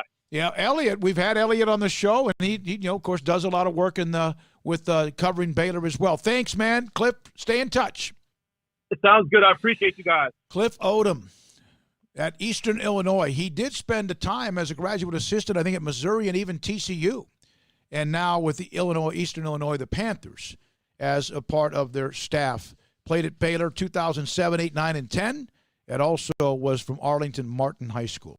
5 o'clock, we'll have David Hellman, DallasCowboys.com, and then John McClain, Hall of Fame writer, covering the Texans and the NFL. This is SicEm365 Radio. These make a great pair. Each are phenomenal bargains from Allen Samuels. The new 2020 Jeep Cherokee and new 2019 Dodge Journey. Save thousands now as we drive forward into summer. Journey, the great American crossover with third row seating, just $16,995 for select qualified buyers. And the Go Anywhere Jeep Cherokee, just $29.90 and eligible for first responder $500 bonus cash. Journey, Jeep Cherokee, summer bargains from Allen Samuels. Ask for details. Dr. Kent Petty wants you to be the highest performance man you want to be. Are you sluggish, lack energy? Do you suffer from low sex drive? Petty Clinic Low T offers discounted comprehensive lab work to check on your various levels that can make a difference. It's not only time for you to be the man you want to be with higher energy and stamina and improved sex drive, but also the healthiest and high performance man. Screening for cardiac heart disease risk, EKG, cholesterol panel, blood pressure monitoring, testosterone or growth hormone deficiency, male infertility, hepatitis C, and prostate cancer screening. Petty Clinic Low T offers replacement therapy for testosterone or growth hormones, weight management therapy, and nutritional advice. It's not only time for you to be the man you want to be with higher energy, stamina, and improved sex drive, but the healthiest and highest performance man. PettyClinicLowT.com, PettyClinicLowT.com on Old Hewitt Road, just off Highway 84 in Woodward. PettyClinicLowT.com. Riverbend Liquor and Wine has their easy-to-access drive-thru open and convenient and clean in-store location on the corner of Lakeshore Drive and North 19th Street in Waco. Riverbend Liquor has the best and most extensive variety of craft beer selections in Waco and Balcones whiskey, including single malt, hot still, baby blue, French oak, rye, and brimstone. Riverbend Liquor and Wine, family-owned and operated, and a hidden gem in Waco on Lakeshore Drive and 19th Street. And find out more on Facebook and Instagram.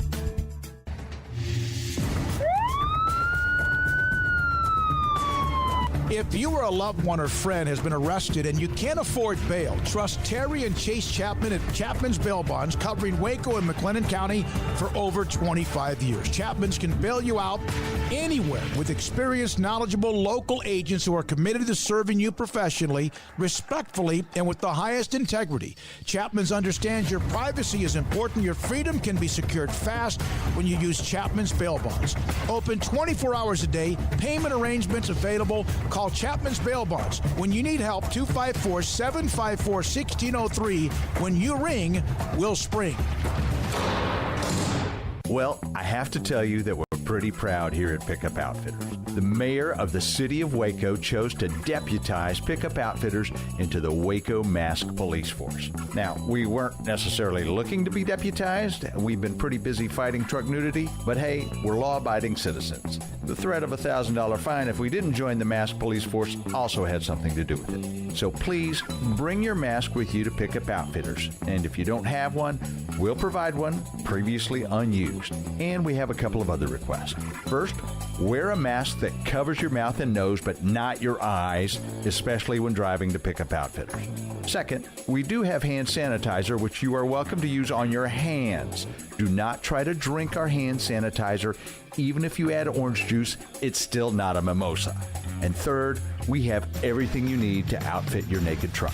Pickup Outfitters, 220 Lake Erie Drive in Waco. Check us out online at createacommotion.com.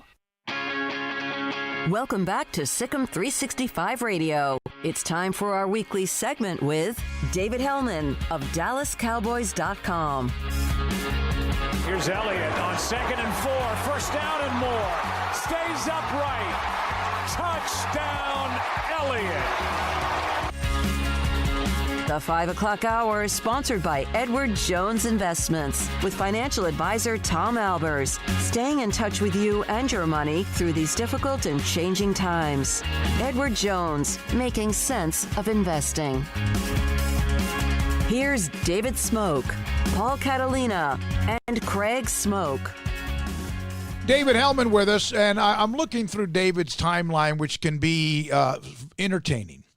from what you might eat watching movies to a lot of things. But here's something that I thought was really timely. We had Andy Staples on, David. First of all, welcome to the show. We had him on to discuss the top 300 college sports restaurants or whatever, college football places to eat. And I noticed that you said finally a quarantine project that's actually fun, completing the list of DFW spots.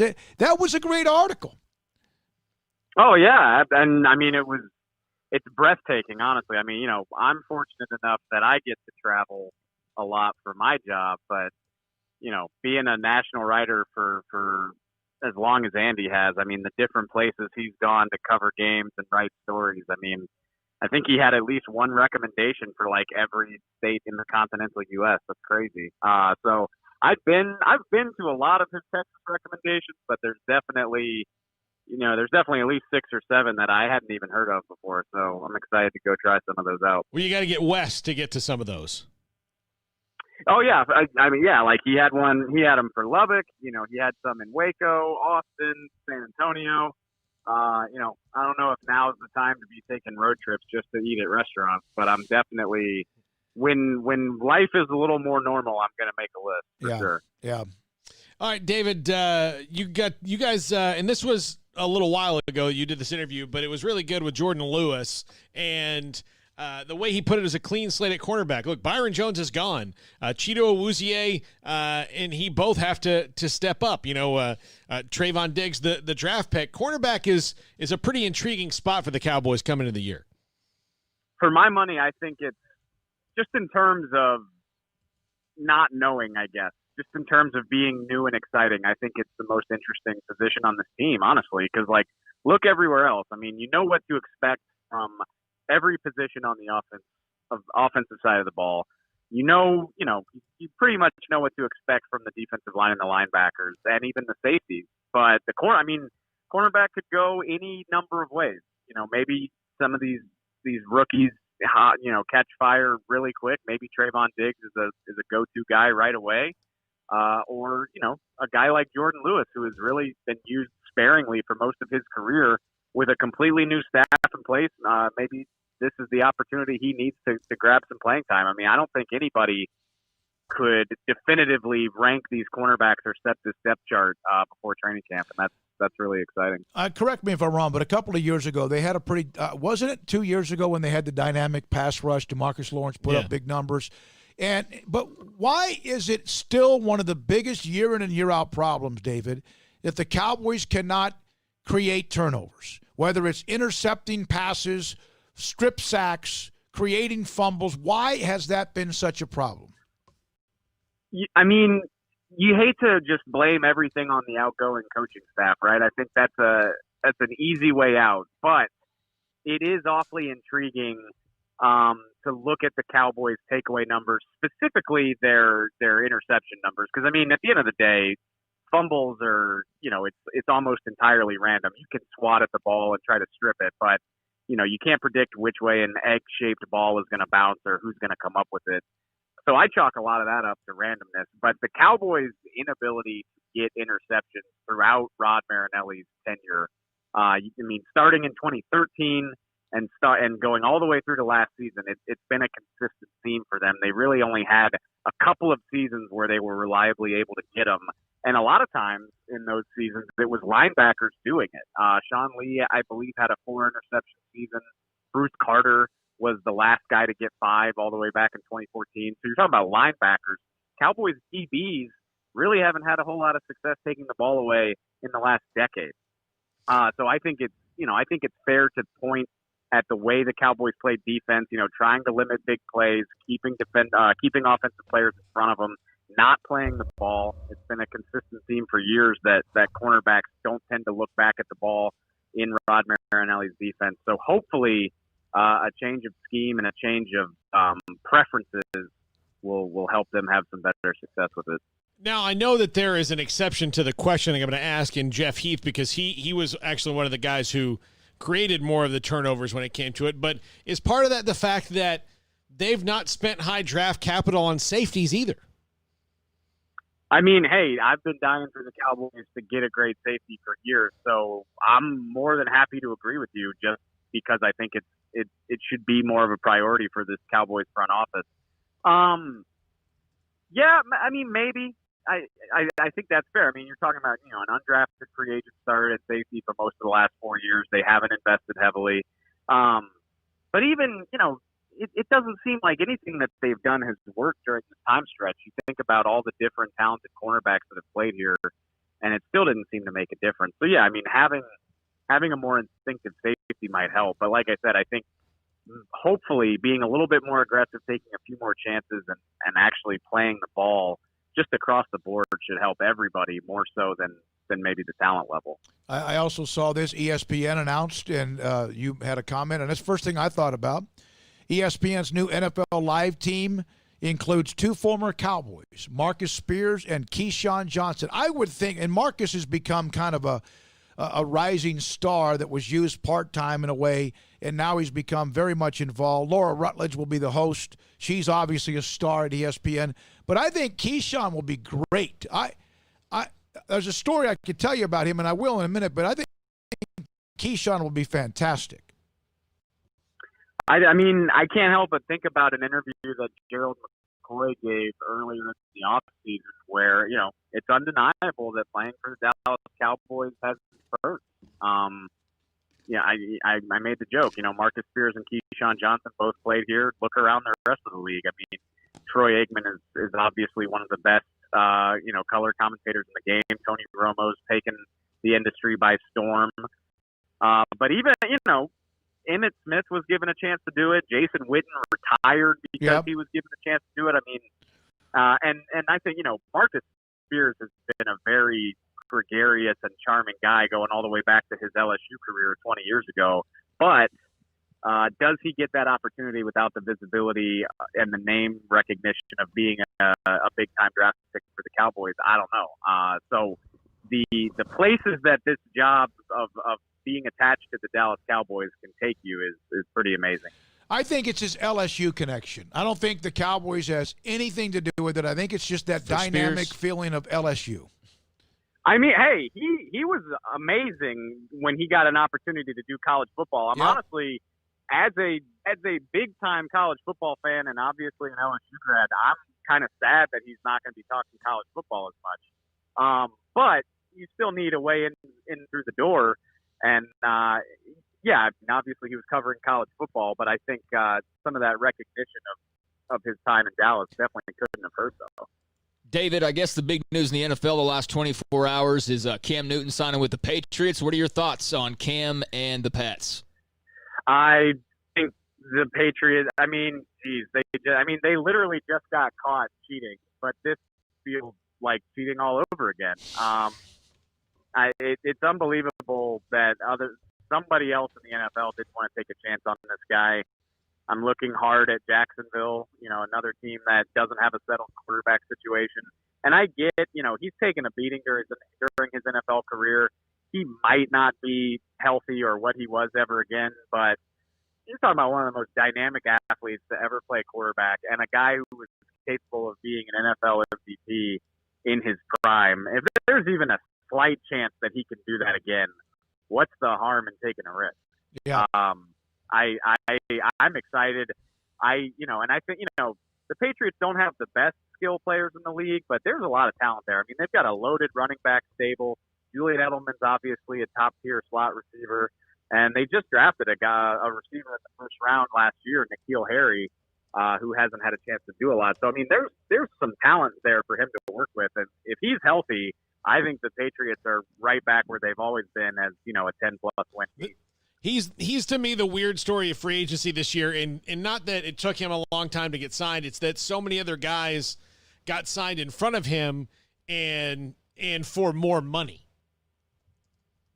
Yeah, I think it's a unique situation because Andy Dalton and Jameis Winston signed these very nice sweetheart deals, but those guys were comfortable in the knowledge that they're not going to be starting unless something terrible happens to their team. Whereas I think Cam was looking for a genuine situation where he'll have an opportunity to start. I think that lessens the pool of available teams a little bit. But even still, it's awfully surprising that somebody wasn't willing to take a chance on him until almost July.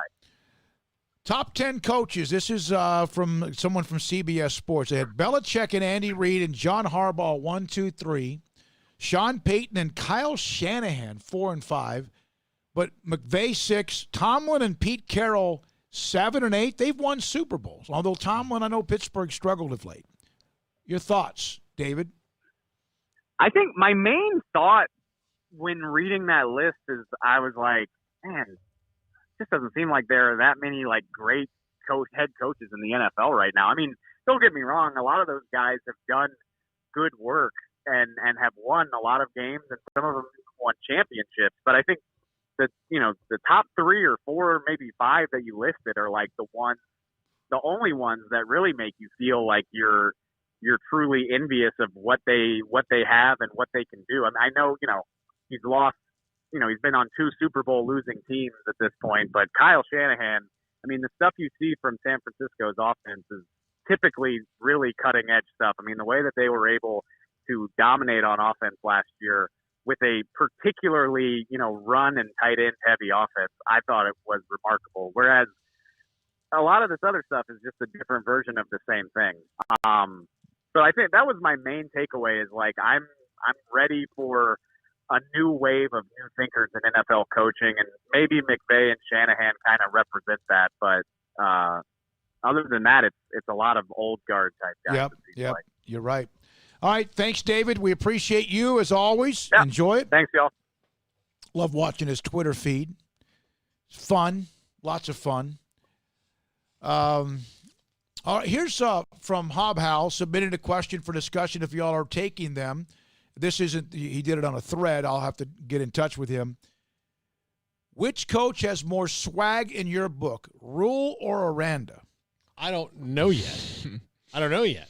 Because listen, Aranda, like, I would just say outwardly. Rule's won as a head coach. Yeah, Rule's won. And twice. And also just personality-wise. Yeah. That's not really swag, though. I mean, winning does come with swagger. But like, personality-wise, Rule's personality is much bigger than Dave Aranda's.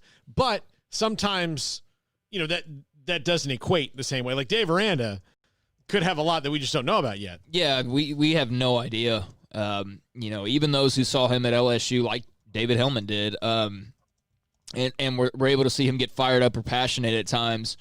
We still don't know what that's going to look like when he's the focus of the cameras on the sidelines all the time. You know, when every movement that he's making is being documented on TV cameras, his reactions and things like that. So, you know, I think we'll get a much better idea of Dave Aranda's personality and all that the more we get to talk to him, obviously. But certainly when we actually see him out there in the fire as a head coach. And I think that Matt Rule had a ton of swagger.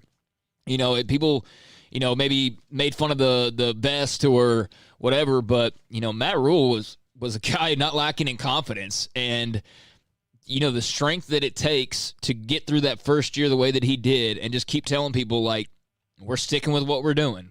We're not going to bail out on an assistant and go hire somebody, you know, some hotshot OC, or we're not going to do these quick fixes. We're going to trust the process. And as annoying as that was for people to have to hear over and over and over again, well, it worked. It absolutely worked. And, I think that Rule's got a lot of swagger, but I think Aranda has some too. We just, you know, not yet at a point where we've been able to see it much. I know some Baylor fans don't want to hear this, and they didn't like some of what maybe Matt said, Rule, in the last couple of times. We had him on our first show on April the 6th, and then the day that he announced he was leaving for Charlotte and Carolina. Hey, he had a love-hate relationship with part of Baylor fan base. And yes, 1-11 allowed a lot of people to kick sand in his face, but believe me, he was able to kick some sand back in the end. I never did end up going back over to the free board on SicEm365.com, which, if you don't know, there's the premium section, which if you want to know how to support us, then signing up and becoming a premium member is a way to do that, certainly. Supporting our sponsors is a way to do that as well. But during that first year, I used to go over to the free board, which, you know, the downside to that is that, yeah, there's a lot of, you know, maybe Baylor fans that are on there, but because it's the free side, then you can pretty much go unchecked. You could be like the most diehard Aggie of all time, but make yourself Baylor, fan 23 and be under the guise of being a Baylor fan. And I'm sure there was some of that was going on, some trolling that was going on from opposing fan bases and some of those threads early on. But there was also a very vocal amount, a couple of people in particular, who just trashed him at every turn over every decision and every result and everything. And part of it was because he just wasn't Art Briles, and part of it was because he was Jersey.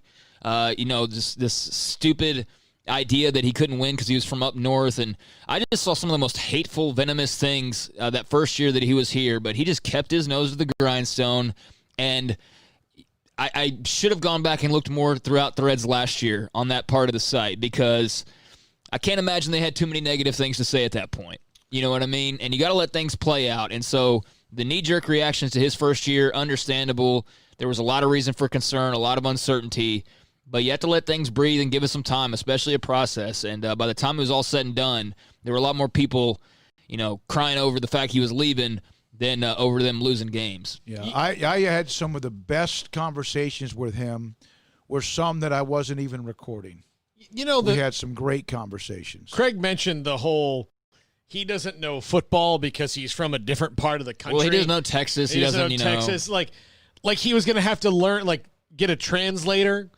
Like he was gonna walk and go, "Hey, yo, I'm a football coach. This is my friend. Pizza, yeah. This is my friend Hank. He's gonna talk Texan to you. Give me a player. Hey, that's not how it was. That's a very outdated mindset. The whole you're from up north. You don't know what you're from down south, and that just dismissal. I feel like that's very out of date. Even though there are differences from people living in different parts of the country, but the idea that just because he was from the Northeast he couldn't come down and coach football in Texas is example A of just the stupidity of making determinations based on where somebody is from. So yeah, he had fun with the Jersey thing when all was said and done. The stupid thing about the Jersey thing was he's not even from Jersey, so that was a dumb nickname to begin with. But man, when I tell y'all that there were a couple people in particular that had the most fun when things were at their worst, especially piling on him. I mean, some of the things that I read, and I don't think that they were probably posting too much last year.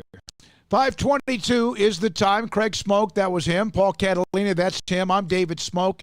At 5:30, we'll hear from John McClain. We'll come back with a couple of other notes and also get to the text line, 254-339-1122. And then the question Hob put up, if you want to respond to it, we'd love to hear from you.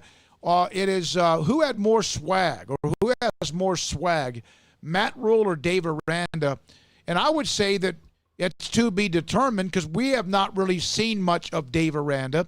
Had a great run with the defensive at LSU in the national championship team, but we haven't been around him much. Two different personalities completely, the way they control a room, the way they handle a room, and the way a room listens to them. Two different ways, but people listen to Matt and or Dave Aranda. This is SicEm365 Radio. Richard Carr Motors, they've got a lot to offer you right now. Overloaded with used cars and trucks. They've got over 25 used trucks in stock right now, all at discounted prices. They've got 100 vehicles total in stock right now, and they're looking to move these off their lot. So they're offering great prices, but they're also offering great customer service. Some of the vehicles that you may be interested in, the Buick Encore, the perfect crossover SUV with a quiet ride, and get that right now for only $19,900. It's a saving of $6,000 on a 2020 Buick Encore. Or you can experience the thrill of owning a Cadillac XT4 right now for only $35,900 at Richard Carr Cadillac. The XT4 car, of course, a part of those line of Cadillac SUVs. You can check out that XT4 or the XT5. Or if maybe you got family in mind, you need a little bit of a bigger vehicle, they've got the 7-passenger Cadillac XT6 as well. Great prices, free oil changes, tremendous customer service, and in-town priority warranty service all comes with a new purchase at Richard Carr Buick GMC Cadillac. Richard Carr Motors are the people you can count on. A local family dealer run by Baylor Bear alumni. They want the chance to earn your business, so they encourage you to stop by their showroom. It's disinfected daily, and see their safety-focused staff in person. Or feeling a little bit leery about that, they can bring the test drive to your home.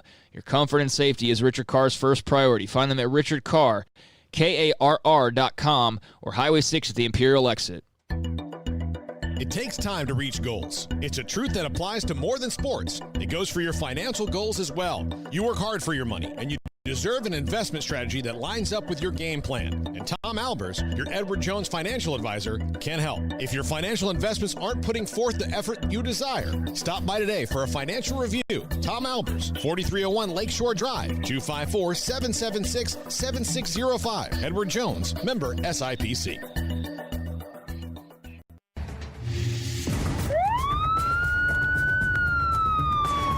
If you or a loved one or friend has been arrested and you can't afford bail, trust Terry and Chase Chapman at Chapman's Bail Bonds, covering Waco and McLennan County for over 25 years. Chapman's can bail you out anywhere with experienced, knowledgeable local agents who are committed to serving you professionally, respectfully, and with the highest integrity. Chapman's understands your privacy is important. Your freedom can be secured fast when you use Chapman's Bail Bonds.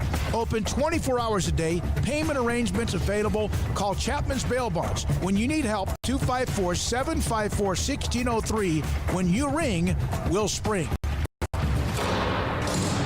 Ram, a legend of loyalty. Alan Samuels, legendary customer loyalty. Now bringing you special Ram pricing to kick off summer. Pick the perfect Ram 1500 regular cab with special incentives, including $500 additional first responder bonus cash. Now just $22,990. Or pick up a loaded up new Ram 2500 HD Limited 4x4. The Motor Trend Truck of the Year. Now with up to $12,000 in savings. Drive forward. Ram from Alan Samuels.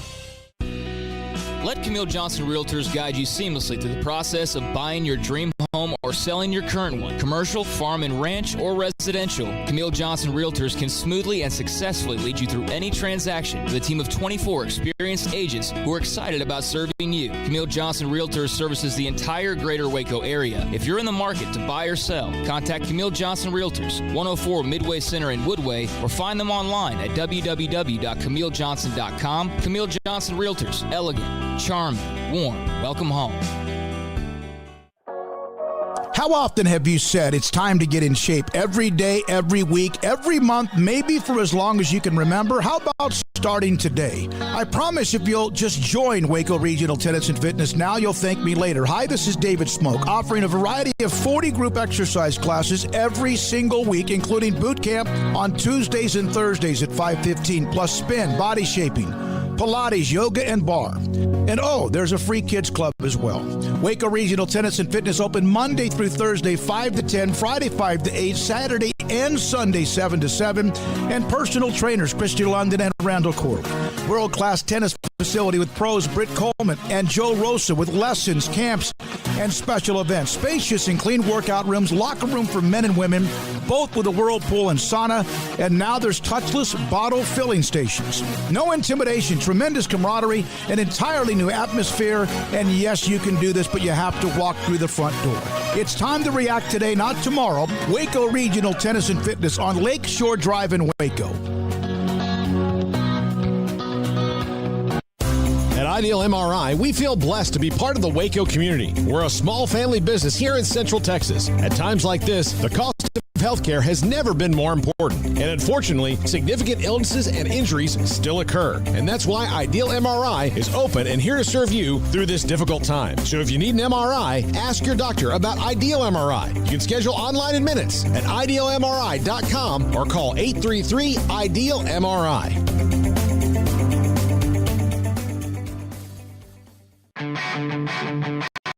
Welcome back to SicEm365 Radio. It's time for our weekly segment with John McClain of the Houston Chronicle, brought to you by Pioneer Steel and Pipe, where customer service is their main focus, and best in metal, steel, and pipe for large or small projects, with 2 locations in Waco and Bryan.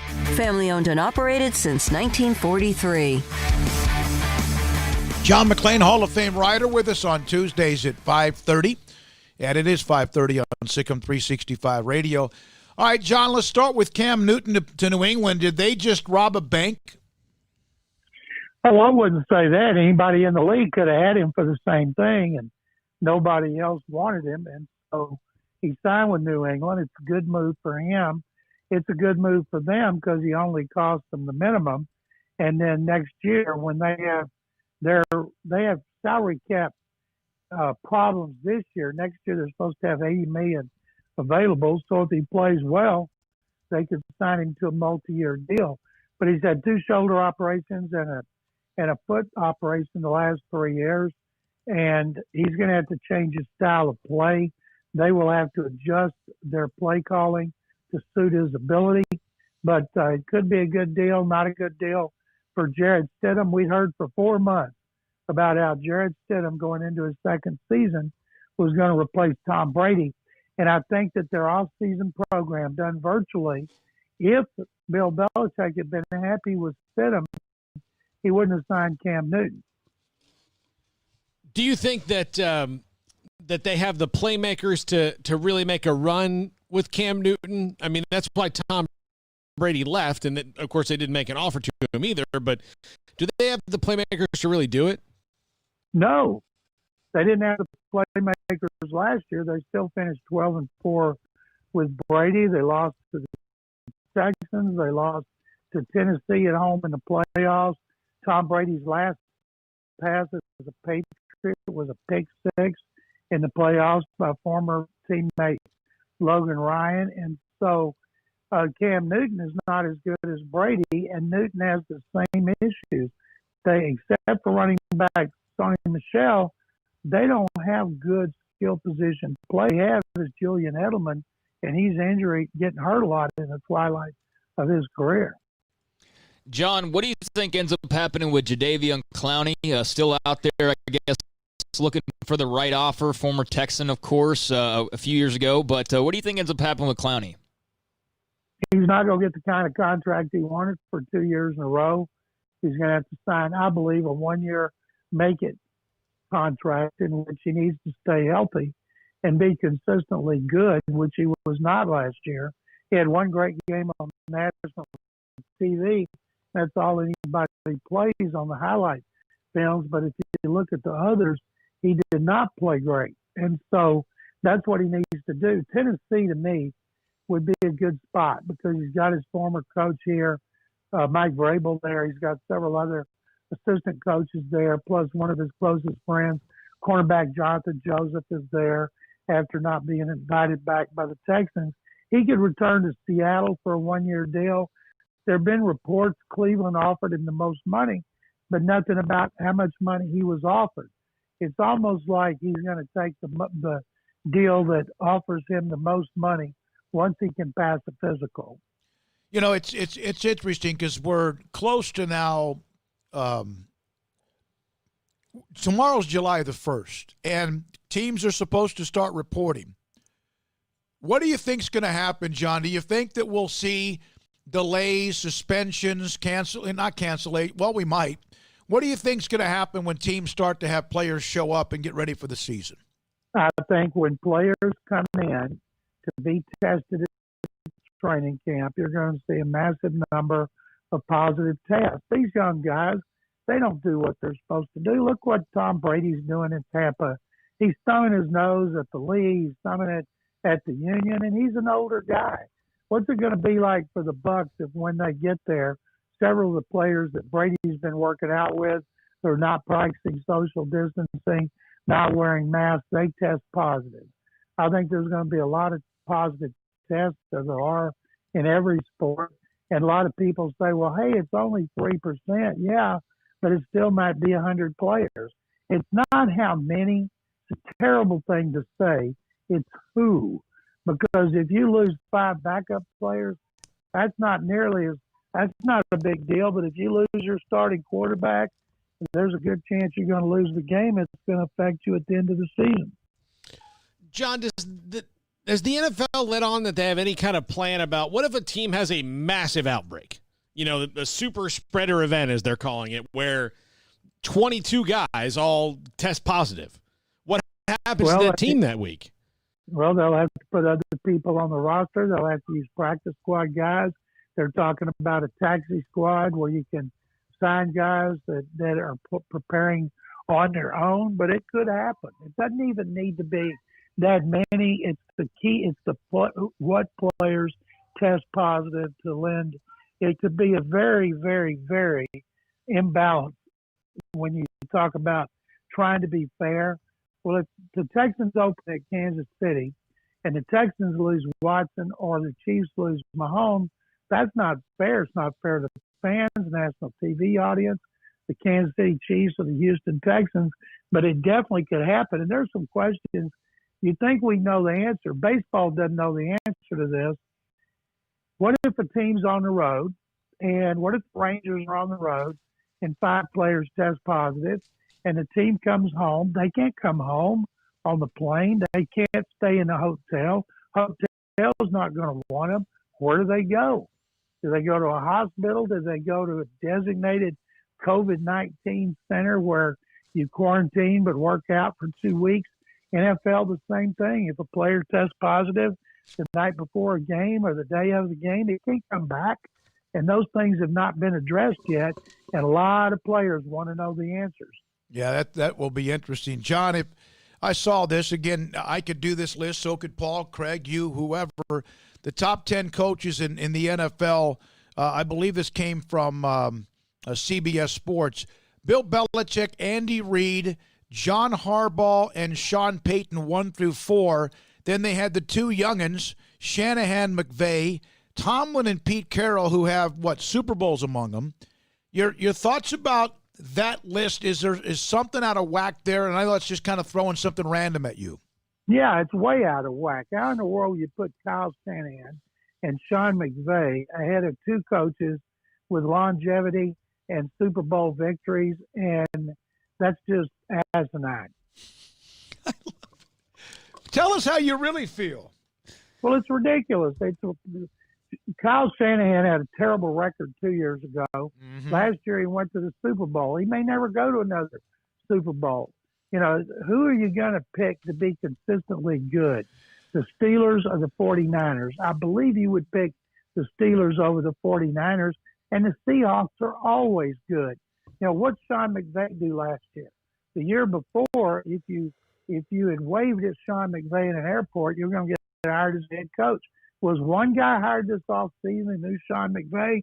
No, because the bloom was off that rose.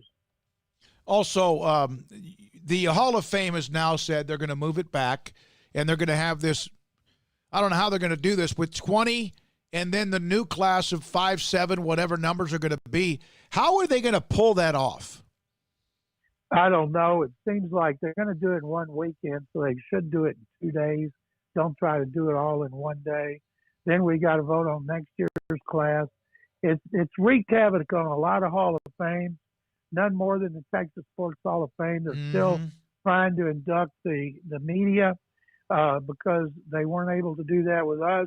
They have a plan. They got to induct last year's class, high school class, next year's class. I tell you, the guys over there, Cooper Jones and Jay Black and those guys do a tremendous job. But you talk about working 24/7 for about a year, they're going to have to, and I hope people respect the tremendous job they do under the enormous pressure. Anything else, guys? John, thank you very much, buddy. Appreciate it. Check them. That's John McClain, Houston Chronicle, with us, Hall of Fame writer, with us on SicEm365 Radio. So that's where we are with him. When we come back, a couple of updates. I want you guys to think about this, and I sent an email. One, I got a response to a response about Charlie Brewer and his health.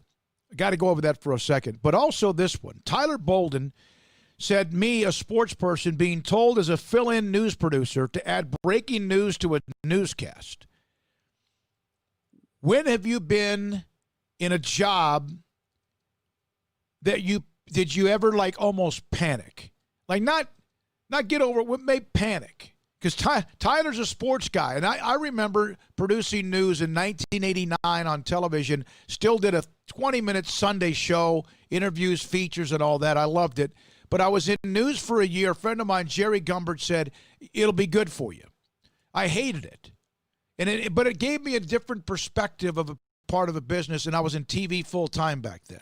We'll come back with, did you ever have a moment in your career, Paul, even when you were at Barnes & Noble, we'll come back with that. Gosh. You just panicked, and you're like, what do I do? This is SicEm365 Radio. You want to know why Stonewood Dental is so successful? Listen to what happy customers have to say. It's pleasant. It's different than any other dentist office. I really feel like they care. And it's not that you're here for 2 hours waiting on someone to take care of you. It's quick and easy, and I bring my kids, and my kids love being here too. They really love the treasure box. Staff is really nice and accommodating, real friendly. You feel more like home. It's not sterile looking. Everybody has their own personalized rooms with decorations and decor, and they'll even have a blanket for you when it's cold. I've recommended people to actually come here, and they are patients now. I really love it here. It feels like family. Learn more, stonewood-dental.com.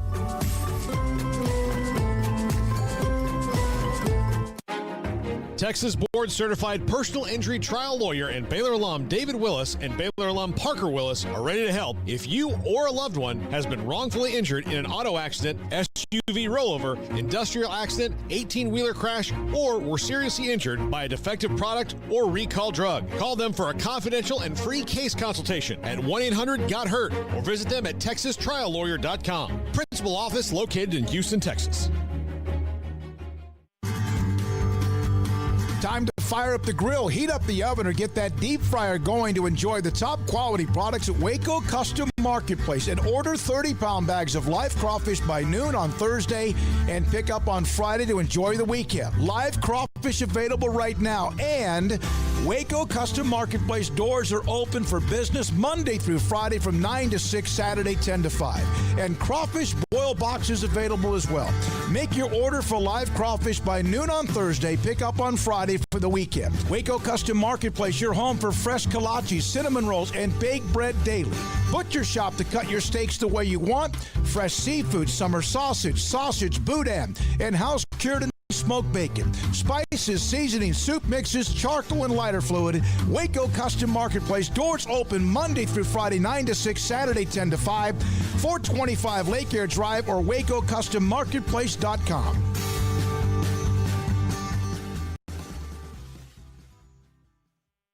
Boozers is the wedding ring store and more. If you're ready to get engaged or already married and want to upgrade your wife's ring for a special anniversary, Boozers is the place to go. With the largest selection of premier quality diamond engagement rings and wedding rings in Central Texas. They have 7 cases with over 300 styles of rings from top designers like Natalie Kay. Choose from yellow, white, or rose gold, plus beautiful top quality loose diamonds. With an in-house jewelry, they can also custom make anything you want. Bring in a picture or drawing and let Boozers create your one-of-a-kind pendant or ring. They can even use some of your old gold and diamond jewelry to create something new. At Boozers, you'll find a great selection of quality timepieces, and Boozers is the place for expert watch maintenance and repairs too.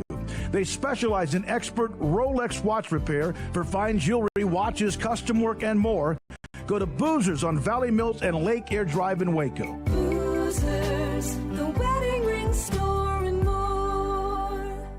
One size fits all. That may be all right for an adjustable belt or cheap sunglasses, but when it comes to your financial needs, no one wants a one-size-fits-all strategy. Ben Erlinson, your Edward Jones financial advisor, knows that his most important goals are yours. That's why he takes the time to understand your needs, knowing you.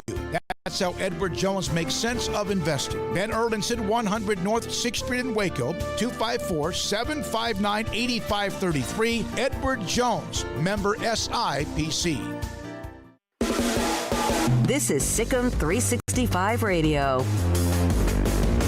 The SicEm365 Radio app is sponsored by Alan Samuels Dodge Chrysler Jeep Ram Fiat in Waco, your friend in the car business at Loop 340 and east of 84. Come by. Let's be friends. All right, a couple of things. Charlie Brewer.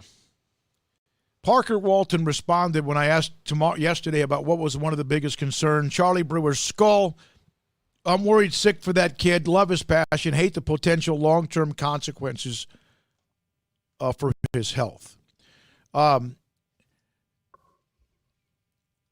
Charlie Brewer's going to be fine. Now, we don't know what kind of beating he takes depending on the offensive line or, someone gets free and, blindsides him. I know there's a lot of concerns, and I know there's also a lot of very lazy journalism out there when it comes to Charlie Brewer, concussions and all that. He's had some. The game with Georgia was a neck issue, but it looked like he was dead. I get it. But I can't wait for him, hopefully, if the season is played, to be able to come out and play well. He's had problems with his shoulder. He's had some, I don't know. I had one friend of mine that's in the business. I respect him, but like he had like 9. No, he didn't. He wouldn't be playing. And there's no way they're going to protect him that way. His father played the game. He's going to protect his son, right? Yep. Even though his father played old school. And not every time a guy gets hit and maybe is a little bit wobbly, does that mean that it's definitively a concussion? I mean, I had a lot of times growing up where I didn't have a concussion to my recollection, but maybe dazed myself, like, playing around or whatever. And I know it's different than getting hit in a football game, but I'm just saying that just because you have a reaction to being hit, it doesn't mean that the reaction is automatically, it's concussion. You ever get hit in the chest or the side so hard that you you're out of breath, or you don't feel right for a little while, and you're hurting because you get hit so square and so hard. Yeah. I mean, I'm going to give you guys a website. I want you both to look it up as we're closing out the show. Well, we got worldometers.info. It's mesmerizing to me. Worldometers.info. And look at that and watch what it does. It's got current population, births today, deaths today, net population growth. It's crazy. Public health care, cars produced. Oh, these are coronavirus. Oh, they've got a coronavirus update one as well. I don't know if I want to look at that one. Yeah. Oh, God. So, I did. Not great. Well, I mean, yeah. One of the there's no question it's spiking. I know McLennan County's gone up dramatically. And it appears, and I don't know, you guys, I know if I bring this up, but it appears as if, are the deaths rising? Yeah, in some cases, yeah. Like ballooning. Yeah. Yeah. Ballooning. Like 20 in Dallas today. All right. Which is much more than they've had in any other day total. So, yeah, I do see differences in the numbers now versus when we were getting numbers originally. I'm waiting for – here's my big concern with this whole thing. This weekend's July 4th. I don't trust for 1 second when morons are out there complaining about bars not being open. Now, if you're a business owner, that's totally different, and I totally understand. But if your legitimate complaint is like, well, I'm not allowed to do this activity that's extra anyways that I want to do, so I'm going to go out and do it and screw your face mask and all of that, like – Without dipping too much in the mud there, here's my concern. There's a lot of people that haven't cared at all this entire time. They're the same people like down in Austin where there's like 300 teenagers all attended a party and several of them turned out to be positive. I don't know where the parenting is, but that's beside the point. I just don't trust a lot of people are going to be out this weekend to do what they are going to do. And we're seeing the after effects of Memorial Day. What do you think the after effects when the numbers are already high are going to be after July 4th? It's going to be a nightmare, and guess what? That's going to be right about the time that – well, we're starting to want to play this thing called football, and that's my big concern because it's not more testing. In fact, a lot of places aren't testing as much. It's the numbers are going up, and so, there's nothing I can do about it, and I just hope it slows down somehow or another. Yeah, I don't know. I mean, we can go on and on and on. But yeah, I see no point because it's just the same thing. I brought up this website, worldometers.info, and I know it has coronavirus link. I brought it up because I'm watching the other numbers of a lot of things, including malaria, including anything, and I'm mesmerized by it. How many things are happening at one? It's kind of just yeah, that outside of the coronavirus, but I know that there's a link to that. Yeah. And yeah, but it's like the world population, it's like 384, 85, 86, 87, 88. It's just constant. It's just crazy how fast this is moving. Yeah, and this is when we're not supposed to be having sex with each other. You're supposed to be quarantining. Why do you think they're having sex?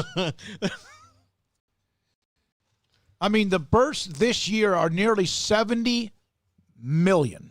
And it's like going to be at 69,737 here any moment now. And then, of course, the deaths as well. It's kind of slowly clicks. Well, like 119,683 deaths today. That's in the world, and 90% of them, I don't know how many percent of them are just because. Think if the births were all in one spot where you could just, like, if you were just one nurse running into each room every second. Like, yeah. Wah, wah, wah, wah, boom. Like computers produced at 124,475,000. That's I guess that's this year. Let's see here. Let's see. Here's something that doesn't get you. Undernourished people in the world, 844 million. Overweight people, nearly 1.7 trillion. And that doesn't include 760 million obese people. And money spent. I know it's just something that it's watching these numbers spin, and half the time I'm not even looking at the cause. Like, we have 57,000 days left until the end of natural gas. Yeah, here's something here. Deaths caused this year by cancer, 4 million. Deaths caused by malaria, nearly 500,000. HIV, AIDS, 836,000. It's just constantly just ticking away. It kind of makes me nervous that watching seconds tick away. So I'm going to take my link and I'm going to get out of that. Yeah. Okay. You brought up. Yeah. Okay. Tyler Bolden. Tyler Bolden. So I hyperventilated for about a year producing the news. I hated it. It was boring as hell to me. I became like a drone. So when have you ever panicked in a job? Well, when I first started at the radio station, I mean, I've never